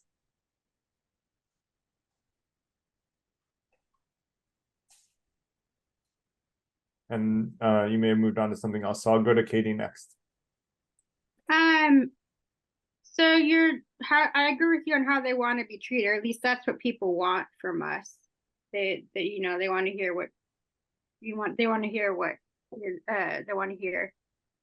What if their request is unreasonable? So my example will be kind of extreme to illustrate the point, but it really could be any harm. What in the antebellum South, people wanted people to be slaves, and they also wanted to be addressed as gentlemen and gentle ladies. Like, you know what I mean? Like doing something bad without people saying you're a bad person or anything bad. What if it's not reasonable? Like what they want, how they want to be treated. I want to be able to tip you, and I want you to not tell me I'm stingy. Something like that. So if someone, like, you know, telling someone they want to be a slave is causing significant unnecessary harm to that person. So that's where I would say they've crossed the line from that's no longer a valid goal. Like, we shouldn't accept that as a valid goal because it's causing significant unnecessary harm. Like, everyone would agree that someone being a slave is significant unnecessary harm. Although 2000 years ago, not everyone would agree with that. It was actually generally accepted that 2000 years ago, slavery is a normal part of life. If you're part of a conquered nation, you become a slave. Like Native American populations, the same thing as European. It was just kind of a given that slavery is a part of life, and it was just accepted. So, you know, these things do change over time. I would argue we're moving in the right direction. And I think increasing total net present positivity is like the arrow in which we've been moving for a very long time. And I just want to help accelerate it and clarify it as a goal. I think as we learn more about other human beings' condition, as we empathize more with them, as we learn more about the world that we live in, and as knowledge and wisdom become more widespread, we get better. And, you know, Steven Pinker wrote a good book that I'll put a pitch in for called Enlightenment Now, about how we live in the safest, healthiest, wealthiest world that has ever existed in like the history of Earth. And so things are moving in the right direction, but there is a lot of risk to that progress. But things are moving in the right direction overall. So that was your what if someone's goals are unreasonable. The other thing, Katie, is the platinum rule is to treat other people the way they want to be treated. I add to that a little caveat, which is I'm going to treat other people the way they want to be treated as long as I'm okay with it, right? And that caveat is super important because you're right, Katie, like there's a, someone could say, well, Garrett, I want you to wait on me hand and foot every day, give up your job to just be my slave. And no, I don't have to do that. Like, I'm not okay with that. Like, unless it's my wife, but, I'm not okay with that. And so, I do think that, the platinum rule has a limit. And so that's my own little riff on the platinum rule that I think makes it like pretty airtight. So does that make sense, Katie? Yes. Cool. Eileen. Okay, I stopped to take a note when you were talking about the two rules of wisdom. So, the idea of significant harm requires legal force. Right. To rehabilitate to prevent further harm.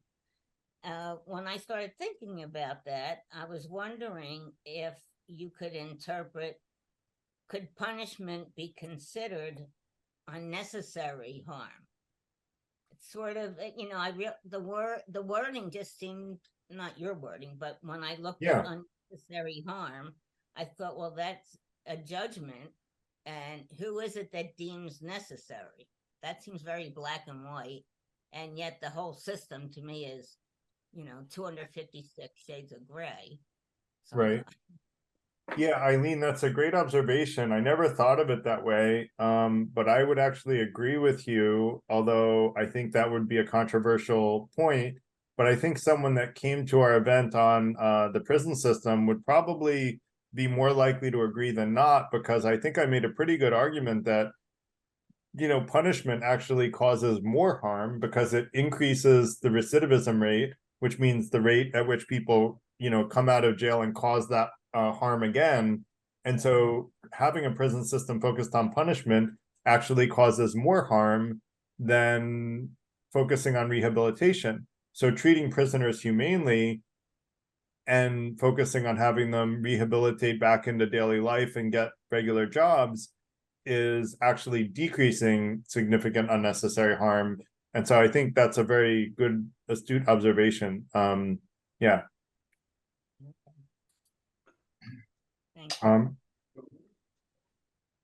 I apologize if I'm pronouncing it wrong. Hatatu?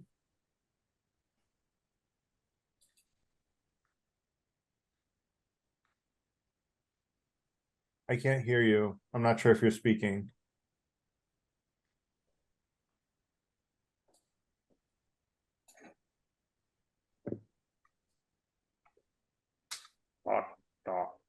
Now I heard something, but that was, I think, Frank. I just muted you, Frank. Okay, so we'll go to Phil and we'll come back to you, Hatatu. Phil, how are you? Okay, well, I actually don't disagree with you, but except for one very important point. It seems to me you're making, in a sense, life and the goals a little bit maybe too attainable. I think of life, particularly when it's future oriented, is quite difficult, quite complex. So it seems to me within that context, you have to throw in the degree of sacrifice and suffering and delayed gratification in order to achieve it. And I don't think you put enough emphasis in this. You have to be able to actually restrain yourself and actually not only control yourself, but actually sacrifice certain immediate gratifications, immediate joys, immediate whatever, in order to get to the other goals. It is always a struggle to go from now to then. And I think you do not make enough thing as if like, if you just want happiness, it'll come. It's like, the problem is that you get yourself in the trap of immediate gratification. And you, as an example, just something simple, like, well, I I need to have this vacation. I think I'll just go use my credit card.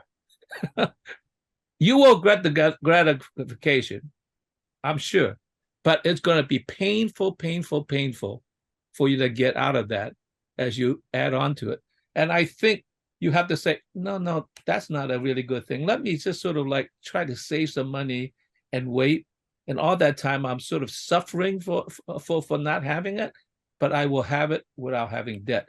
And so something of that sort, I think, particularly in our society, that encourage you almost as it's simple to get that happiness and gratification, that you are actually led into traps. And I think you have to put more of emphasis on the constant struggle between the two, because they are living potentials at the immediate, because you're making a decision now that will affect the future. That's it, Phil. Yeah, no, that's a great point, Phil. I really appreciate you making that. I don't mean to trivialize the level of effort that goes into doing this, but I also don't think we should look at it as an insurmountable goal. And I have a little saying that I think might be good guidance for people in sort of trying to pursue this goal. If you follow the 5 intentions and you're trying to increase total net present positivity, what I like to say is do your best and accept the rest. So do your best at achieving it. And then, you know, if you've done your best and you've tried hard, then let it go and just be happy with where you land, because you did your best and you can't expect anything more of yourself than your best. And doing your best, Phil, in that case of getting into credit card debt and going on the vacation, I would argue your best is don't go on the vacation now, because you're going to get into debt and you're going to be paying 25% interest on the debt. And will you even be able to get out of that? Do you have the income to get out of it? And if not, then you're going to go into a financial death spiral, which is not a good place to be. You'll end up declaring bankruptcy and then not being able to get another credit card. And there's lots of advantages to having them. So, you know, a lot of people are short-term thinkers. And so I think your point is really well made, Phil, and I probably didn't go into it enough in the presentation, is about the short and long-term trade-offs. You know, I touched on it because my total net present positivity is about lifelong happiness and harm. So you're right, that's a very long time frame, much longer than most people are thinking about. I know people that have never even thought about their life goals. Like in the FTI, as members, one of the first things we do is we fill out what our life goals are and we share them with a small group of people, and we get to know each other's life goals so that we can help each other achieve them, and we create accountability partners to be able to do that. And so we're thinking about these things in FTI membership, you know, right from the start. But I would agree with you, Phil. I don't think most people are. Most people don't even know what their life goals are, and how can they even be making progress towards them if they haven't even thought of what they are? You know, and if they have thought about life goals, they're thinking about a bucket list like of countries to have gone to, rather than, you know, meaningful, you know, and not that that's not meaningful. Like I have some of those too, but like there are different categories that we group life goals under, and I'm talking too much. So let me just say, very good point. I appreciate you making it. Well, I'll wait for a follow-up later. I if won't you want to follow respond to that, feel free, and then we'll let Dr. B go after. because it's slightly longer. I just want other people to get in. I'll Okay. wait another moment. Okay, Dr. B, go ahead.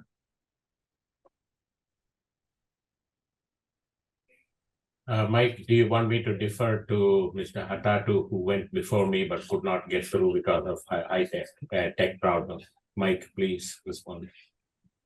Oh yeah, let me thank you, Dr. B. So Hatatu, and I apologize if I'm pronouncing your name wrong, but said that in his opinion, wisdom is a set of knowledge and experiences accumulated through present and past lifetimes, as well as ancestor lineage, that can be used to make wise or better decisions. And how do we quantify happiness? So you know, the quantification is a relative term that is only like, you know, you can't really compare your happiness to another person's happiness in a super meaningful way, other than, you know, like, okay, let's put it this way. That's something that I just thought about, and I can find ways to compare different people's happiness, but I need to think through it more before I give a substantial answer to it. I think it's a good goal to try to be able to, because it's required for TNPP. And so I will think about that, Hatatu, and come back to you. But I do agree with you that wisdom comes from multiple lifetimes of learning. And I agree that, that I think we're all going to be learning, many more lifetimes to come. And I like the Rumi quote, when I die, I will be born amongst the angels. And when I die again, I will become something you cannot imagine. And that kind of breeds the idea that we're, even though I don't believe in ending the cycle of life like Buddhists do, I think that we can become, higher, we can achieve a lifetime of, happiness without harm in some way, shape, or form somewhere in the universe. And for anyone that came to our session on the origins of the universe, I think that the universe is infinitely large. So if reincarnation exists, we are not only reborn on Earth, we could be reborn in other parts of the universe. And that sort of makes sense because the population of Earth has gotten so much bigger that, like, where are all those new souls coming from, unless God's creating new souls every time. But that said, that's a whole nother conversation that would require a lot more than tonight to defend. So I won't blame anyone for not agreeing with me. But I do agree with you. Oh, good, Hatatu. I'm glad that I pronounced it right. So Dr. B, thank you for deferring to Hatatu, who had his hand up and wasn't able to speak. That was very kind of you. My pleasure. One is take off of what Phil had to say. I'm in total agreement with what Phil said. In my profession, what we call that is opportunity cost. Anytime you take avail of an opportunity, you give up another opportunity.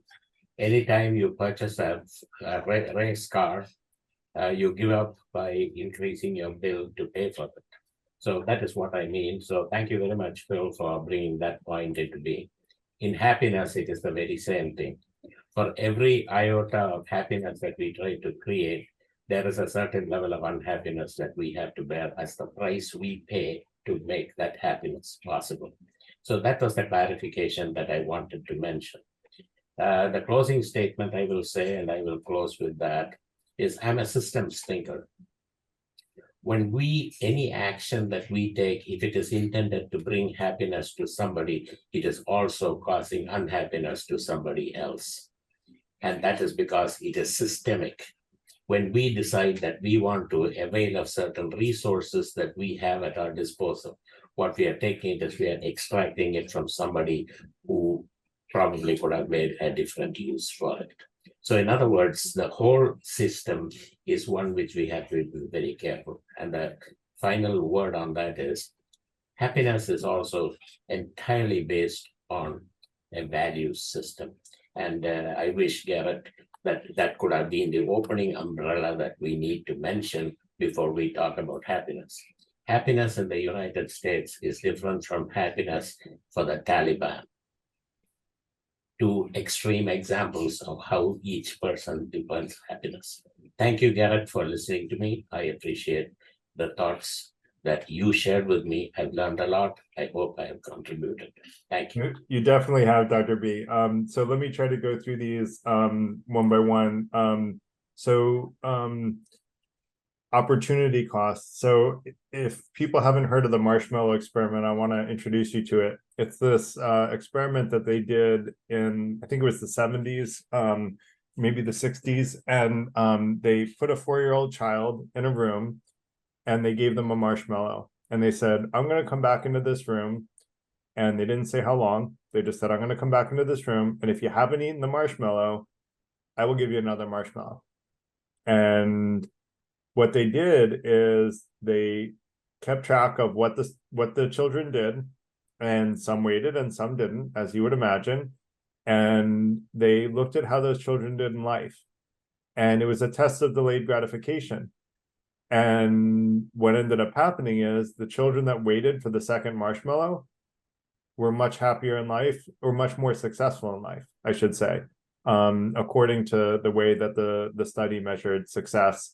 And these are psychologists, et cetera, et cetera. So they probably had a pretty good, and you all can look up the experiment, but that was the general gist of it, is that delayed gratification, people who can exhibit delayed gratification will be more likely to be successful and happy than people who can, just give in to every impulse. And it sort of makes logical sense, right? Because if you think about just getting through college takes a certain level of discipline, right? And if you don't have a college degree, you make much less money most of the time, with very few exceptions, like Bill Gates, that was a college dropout, and a couple of other, famous college dropouts. But most college dropouts aren't, or people that never went to college in the first place, are generally not doing quite as well as people who graduated college. Now, there are great paths, and I know people, that didn't go to college that did very well in life. My uncle never went to college. He made a great living for himself. But, in general, college is a generally good bet, and is one example of delayed gratification, because it takes a lot of work to get through college. But even in your career, there are other things that take a lot of work as well. And so that's delayed gratification. I think it generally pays off when you make probabilistic decisions, which are about increasing TNPP, because you're increasing your overall happiness in your life by delaying your gratification for a little bit of time, so that you can, reap the rewards later. The next one was you went through a bunch of different stuff again, Dr. B. Every statement, you said that everything creating happiness can cause unhappiness to someone else. That's looking at life as a zero-sum game, but life isn't a zero-sum game. And the example I gave about the economy of the Roman Empire versus 1900 versus today, how we've gone up tenfold in both of those steps in economic growth, shows that the real economic growth in 2023 dollars is increasing because we increase in innovation and efficiency. And so actually a lot of things that we invest in have great returns on investment that are far exceeding the spending of resources to achieve those things. Now, other things don't have a great return on investment. Some people go, well, if you build a yacht, you can employ a bunch of people to, build the yacht. And yeah, that's true. But then after that, it doesn't increase wealth anymore. But if you spend the amount of money that it took to build a yacht to build a new company that's very innovative and, drastically increases economic output, well, now you just invested the money of the yacht to increase much more, by creating more wealth in society and more economic prosperity for a large group of people. So there's a difference between zero-sum game actions and non-zero-sum game actions, which are increasing the size of the pie. And so I would just say that not everything is a zero-sum game. Not everything you do will take away from someone else in a significant way. And even in the cases that it does, you may be increasing the influence of someone who's going to have a more positive increase in return than the person that you're using those resources instead of. And that's what I guess the idea of increasing TNPP is about, is that you want to increase the resources of the people who will increase resources further, and that you can influence, and those are the people that you can influence the most, because those are the ones you can influence the most. And then the last thing is about happiness being on a value system, based on a value system. For me, the value system is the 5 intentions, and that's what I called, my virtue ethics. I think the 5 intentions are the common values of the Freethinker Institute and the community that we're creating. And so if those 5 values resonate with you, then that's what I would consider the values-based system. But I guess I see the values-based system as the way to achieve happiness and increase TNPP, rather than like a values ethics person would say, your goal should be to achieve the values. That's not for me the goal. The goal is to achieve the goals. and to decrease significant unnecessary harm and to decrease harm for people you can influence. The way you achieve those goals is with the values. The values are kind of the path, if you will. Does that make sense, Mr. B? Dr. B, sorry. Yes, it does. And thank you very much for that clarification. I No appreciate problem. that. No problem. Phil. I'm gonna let Eleanor go first because she hasn't spoken. I appreciate that, Phil. I probably should have done that because it's 8:30 and that's what we try to do around 8:30, but you're paying more attention than me, so thank you for that. Go ahead, Eleanor. Nice to see you, Phil. Hi. Good to see you too. I was reading about the marshmallow test. It was performed by Walter Mischel at the Stanford University.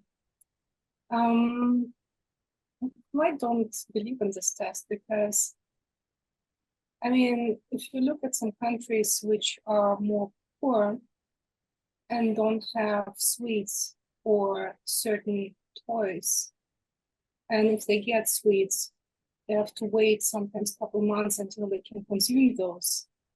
And then they move to first world countries. It doesn't mean they will succeed more than children who are already there. It's just, to me, it just means people are prone to suffer more or hold off more on the, you cannot measure success on marshmallow. It's a little bit questionable because, I mean, I've been sometimes waiting for 3 months to eat my sweets, and sometimes we didn't got any. And then, am I more successful as any of you? No, I don't. So what I am is just, I learned how to suffer and look at the sweet and not to eat it, but badly wanted to eat it. And it's not even for 10 minutes, it was even for months. But you know, the point is, this marshmallow test is, I'm sorry, I don't believe in it. You cannot measure success on a marshmallow waiting time. Yeah, I understand why it sounds dubious. I would recommend reading the study and see if you can find any flaws in it. The reason it's significant is because as adults, we can practice discipline much more easily. But a 4-year-old child, you know, is generally not that disciplined. And a 4-year-old child that understands the trade-off between a short and long-term goal means that at a very early age, and this comes back to Hatatu's comment about past lives. Like, I think the children, and I'm lucky to say that my kids actually passed the marshmallow experiment. I did it with them. I think that kids that do that probably had some, you know, wisdom from a past life that they brought into this life, because they have a level of discipline that, I don't know, like, I don't think every 4-year-old child can think that clearly about, like, I'm gonna wait to eat my candy, right? And some of them do, and you know, some of us do. Like, I was like, as a kid, I would like have cookies, and I would like, you know, we divided up cookies in my family because cookies were in demand, and I would keep my cookies till they went bad, and that was probably a mistake because I kept them too long. But I didn't mind them when they got soft, but I did. But Shaunak has a party hat on, so let me let Shaunak go. Yeah, I mean, it's an interesting thing that Eleanor brought up. I mean, I personally believe that having the capacity to delay gratification actually helps. But if you actually do some digging behind the marshmallow test, it has some serious replicability issues. That experiment hasn't been replicated quite successfully elsewhere. And there were some criticism. I mean, this is just a side fact. There have been certain criticisms about it, also given the fact that it's being done at Stanford with the parents' children are also pretty successful, that, you know, all the stuff that goes along with it. But the point is, you know, that particular experiment by itself has some replicability issues. But nonetheless, the fact about delayed gratification, that, you know, there's a trade-off, understanding the trade-off, I still believe in it on some level. So just a fact that I just wanted to add in. So according to ChatGPT, it has been replicated with the same results. So the Watts, Duncan, and Kwan's 2018 study, Mitchell's long-term follow-ups, Casey et al.'s 2011 study. So you can put into ChatGPT people who did follow-up studies. So I'm not sure where you're getting the data that the marshmallow experiment hasn't been reproduced, but it looks like there have been a number of people that did reproduce it. Maybe in some places, but I read a similar article somewhere else, and a video essay on it also. There have been some criticisms surrounding it. The other ones, I mean, there might have been variations on it which might have been replicated, but that particular test by itself, I read it somewhere that there have been some issues surrounding it. I mean, that does not mean that I do not believe in the fact that delayed gratification, having the capacity to have delayed gratification, is a good. Yeah,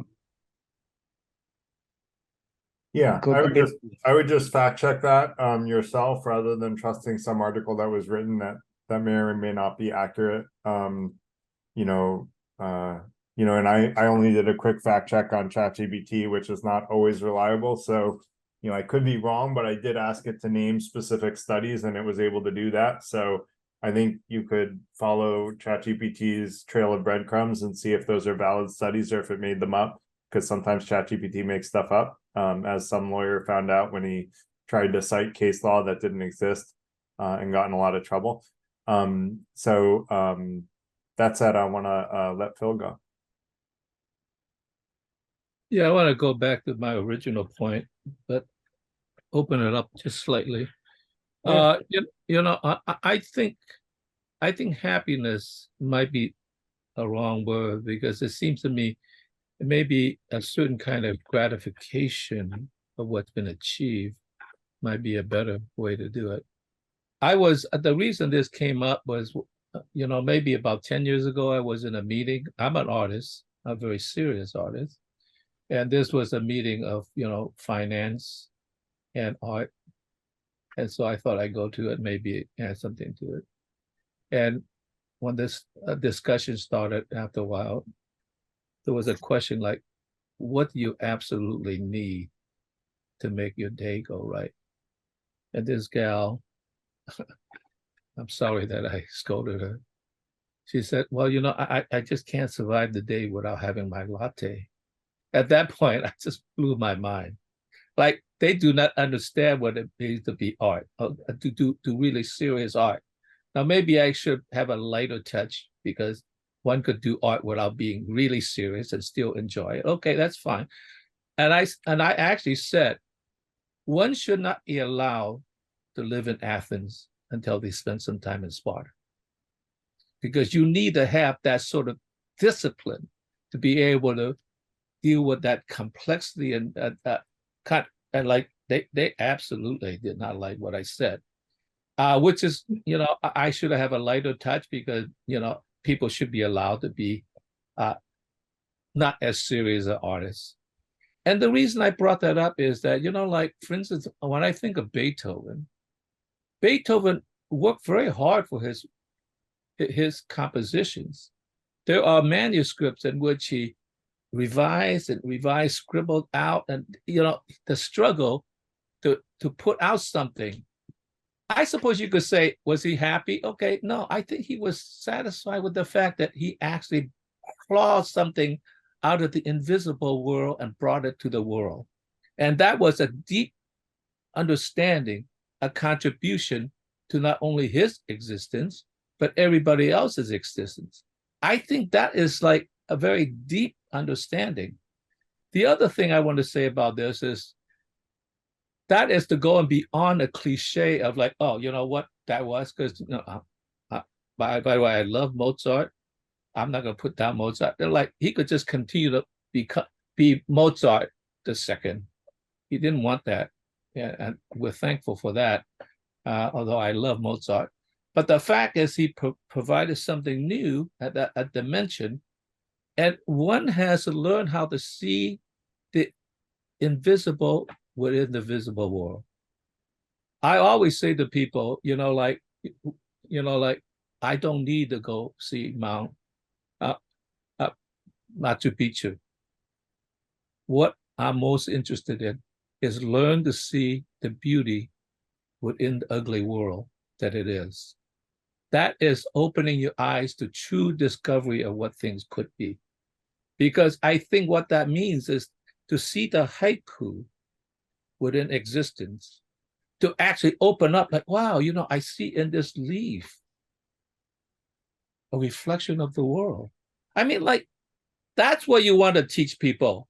Not like, oh, you really want to enjoy yourself, go to Machu Picchu. Everybody enjoys that. That's true.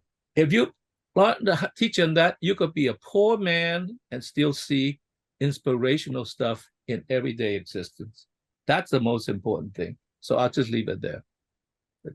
Thank you, Phil. And if you don't mind, I'm gonna give you I'm gonna try to help you with your goal of seeing the beauty in the ugly world that it is. And you know that I really appreciate you. Hopefully you know that. And so take this with an understanding that my goal is to help you with your own goal, which is from your own story. I'm going to give you a quote that will help you with your own goal. This is a Buddhist quote, which is, have compassion for all things, rich and poor alike. Each has their suffering. Some suffer too much, others too little. The woman that told you she can't live without her latte, she suffers too little, Phil. So have compassion for her too. My way of saying something similar is that everyone deserves love and compassion. The ones who deserve it, the ones who we think deserve it the least, are the ones that need it the most. And so that's kind of my way of saying something similar, because I think we all sometimes think that this person doesn't deserve love and compassion, but really those people are the ones that absolutely need it the most. Yeah, you're right. Like I said, I should have had a lighter touch in that. Yeah, again, I'm not criticizing you, Phil. I think like I would have been frustrated by her too. I worked in financial services for a decade, so I get it. Like there's a lot of like sort of people that never grew up understanding what it's like to not have what they want. And that's what I mean by someone who suffers too little. And that's what the Buddha recognized, so well, and put it into such a pithy quote. There's so many great Buddha quotes. I downloaded multiple Buddha quote apps and like paged through them until I've memorized like half of them. And so I Googled that. Interestingly, ChatGPT couldn't come up with that quote from my paraphrase, but I found it on Google. So that's one time that Google beat ChatGPT. So score one for Google. It doesn't happen often. I usually use ChatGPT. Katie, go ahead. It's helping me. Will had brought up something in a past meetup that really has like stuck with me, and I ruminate about it a little bit too. Like, how many people die of hunger every day in the world, and you'll spend an hour annoyed at something. Maybe I'll put it on myself. Annoyed about something that's super just dumb in the grand scheme of things. Yeah, I do think while that's true, some people will self-flagellate that there are dying people in the world, and how can I live in the first world when there are dying people, people dying of starvation in the world. And I don't think that's the right answer either, because that debilitates you to the point where you can't make good decisions and make good moral judgments and good life decisions. What I think is better is to strive for creating economic prosperity for yourself, and then trying to go about trying to help those people. And and we all have different like ways that we can influence those people. For my startup, I have employees in Nigeria and I'm forgetting what other country the other woman is in. She's newer on my team, but another country in Africa, and then I have multiple people in Asia, in low-cost countries that make a good living with us, and also earn a lot of equity in the company, so that if we're successful, they'll basically be made for life. And so we all have what ability we do to influence people. And that's why I say, like, to the point where you can't influence someone's net present positivity, you kind of have to let it go, right? Like there's lots of suffering in the world. We can't save every human being on earth because none of us has that level of influence, but trying to, you know, help those that we can influence right now to increase our sphere of influence by increasing theirs and having them increase ours, and creating this virtuous cycle will increase our sphere of influence so that someday we can influence those people in a positive way. And quite frankly, a lot of the times the things that seem like obvious problems, you know, people starving to death in Africa, are not obvious problems. I had a person that I met with an NGO in Africa, and they came in and they were trying to like bring water to a town. And what ended up happening is they were building a pipeline to bring water to the town, and every night the pipeline kept getting destroyed, and they didn't understand what was going on. Someone was sabotaging the project and they couldn't figure it out. And eventually they interviewed the people in the town, and they were like, look, we just want to know what's going on, like what could be happening. And it turns out the women of the town were actually sabotaging the pipeline, because they said the only time they get to talk to each other is when they would go to the nearby town to get water and bring it back to their town. And they valued that time so much that they didn't want the pipeline to come. And it's like, wait a minute, like that just blew my mind. I'm like, I would not have thought of that, right? Like, and I like to think that I'm a smart person, but you know, I'm glad that they asked people, because they then figured it out. And then they said, oh, well, I forget their solution. They had a good solution to it, where they were going to make sure that those women would have their alone time together when the pipeline was put in place.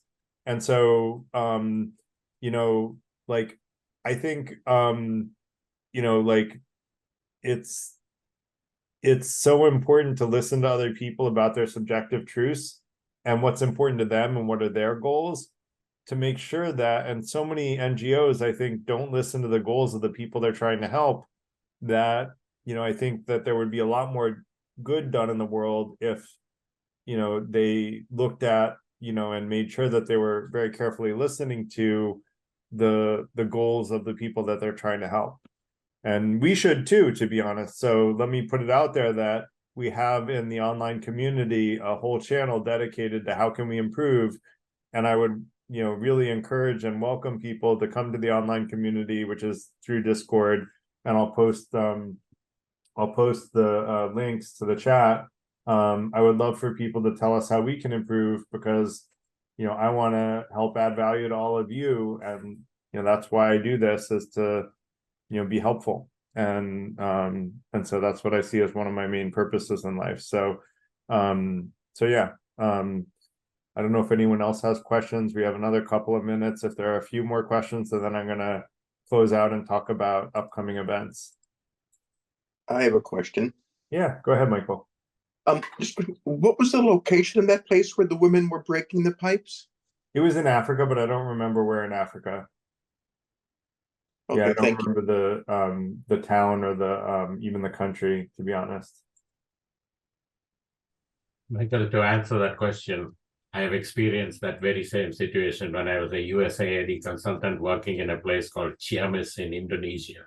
Interesting. That's exactly what happened. Exactly what happened. And the social engagement, the whole purpose of social engagement was, that is where the ladies of the community get together to talk and discuss family issues, and also to arrange marriages.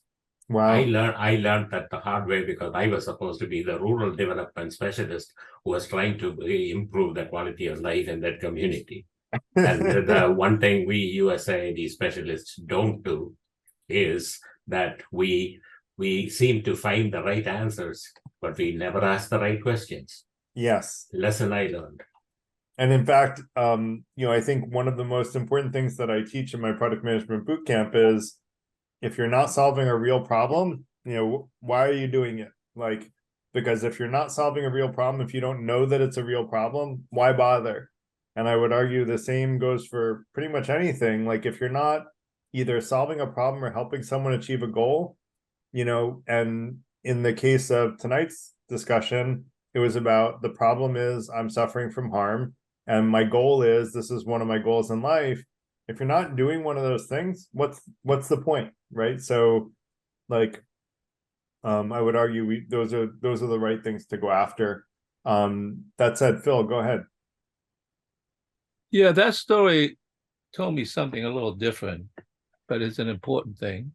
Yeah. Like you keep saying, like practice things, you get better and better, and then you develop this thing. But as long as you're doing it to self-improve yourself, you are doing that. But it also creates a deeper and deeper bias to your understanding. Like this got to be right. This has got to be right, to the point that you no longer see the unknown unknowns. and you have to always look out for the unknown unknowns.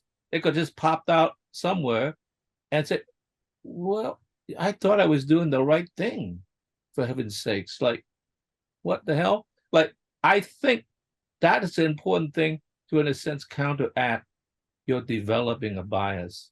We all do that because that the bias helps us to become a better person, but it could also be the thing that destructive to our, in a sense, growth. Agreed. And we had a whole event on confirmation bias, which is a lot of what you're talking about. Nate, the one that I was talking about was not in Vietnam, but it sounds like that's a bunch of times that story has come up because it was in Indonesia and it was in Africa and probably in Vietnam too. But yeah, Phil, I agree with you. I think that it's really important, the second intention, which is to transparently share our beliefs, but also to keep an open mind towards new ideas that will help us grow.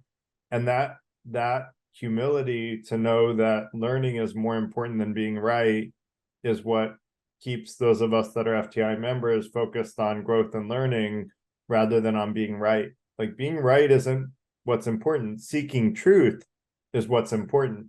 If we're seeking truth, we're like headed in the right direction. Being right is irrelevant. Like, it doesn't matter if we're not right, because as soon as we admit we're wrong with good judgment, we're immediately right again. We're more right than we were before. I don't think anyone is ever wrong until they've been introduced to something that shows that they're obviously wrong and they simply don't believe it, which is confirmation bias and happens super often.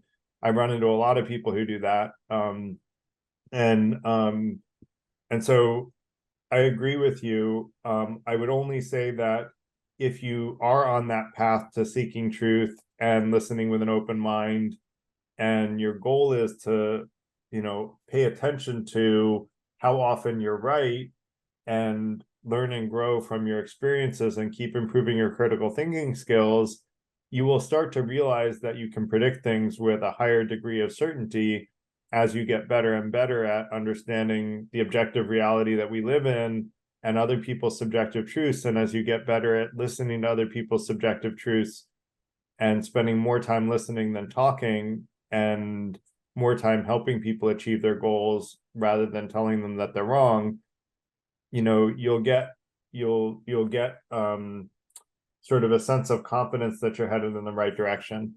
And so I would argue that the sense of confidence gets shattered when it becomes hubris and egotism and I'm right when reality itself is disagreeing with you. And so you have to, there's a difference between self-confidence and egotism. And actually, with that, I'm going to talk about our upcoming events, because that's one of them, is the difference between self-confidence and egotism. The next event, which is next Tuesday, which I'm going to be a little bit out of pocket for, but Michael is going to help moderate, and we have a great presenter, Remco. I am hoping that I'll be on my way home from a family event. But my wife had important plans for our family next Tuesday, and so I couldn't avoid it. And so it'll be about decoding the multiple truths of postmodernism unleashed. And then the week after that, we're going to talk about racism and stereotypes. And then after that, we're going to talk about who's right, Democrats or Republicans, a very politically loaded issue. We're going to talk issue by issue, because I don't think Democrats or Republicans, either one is always right. And so we want to listen with an open mind and practice our 5 intentions of listening with an open mind to people who have different opinions than us, and try to very much focus on listening, especially with people we disagree with on that event. And then the next one is that self-confidence or egotism, which I just mentioned.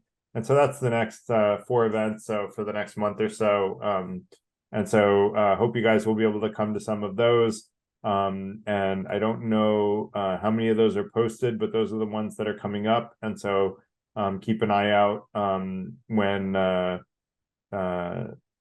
they get posted. And I just want to thank everybody for coming, for the really great questions, questions and comments and conversation. And so appreciate everybody that's new and all those that have come back, and hope to see as many people as possible next week. Thanks a lot, everyone. And happy Labor Day to everyone. Yeah, you too. Take Who's in care. the United- Okay, bye-bye. Bye-bye.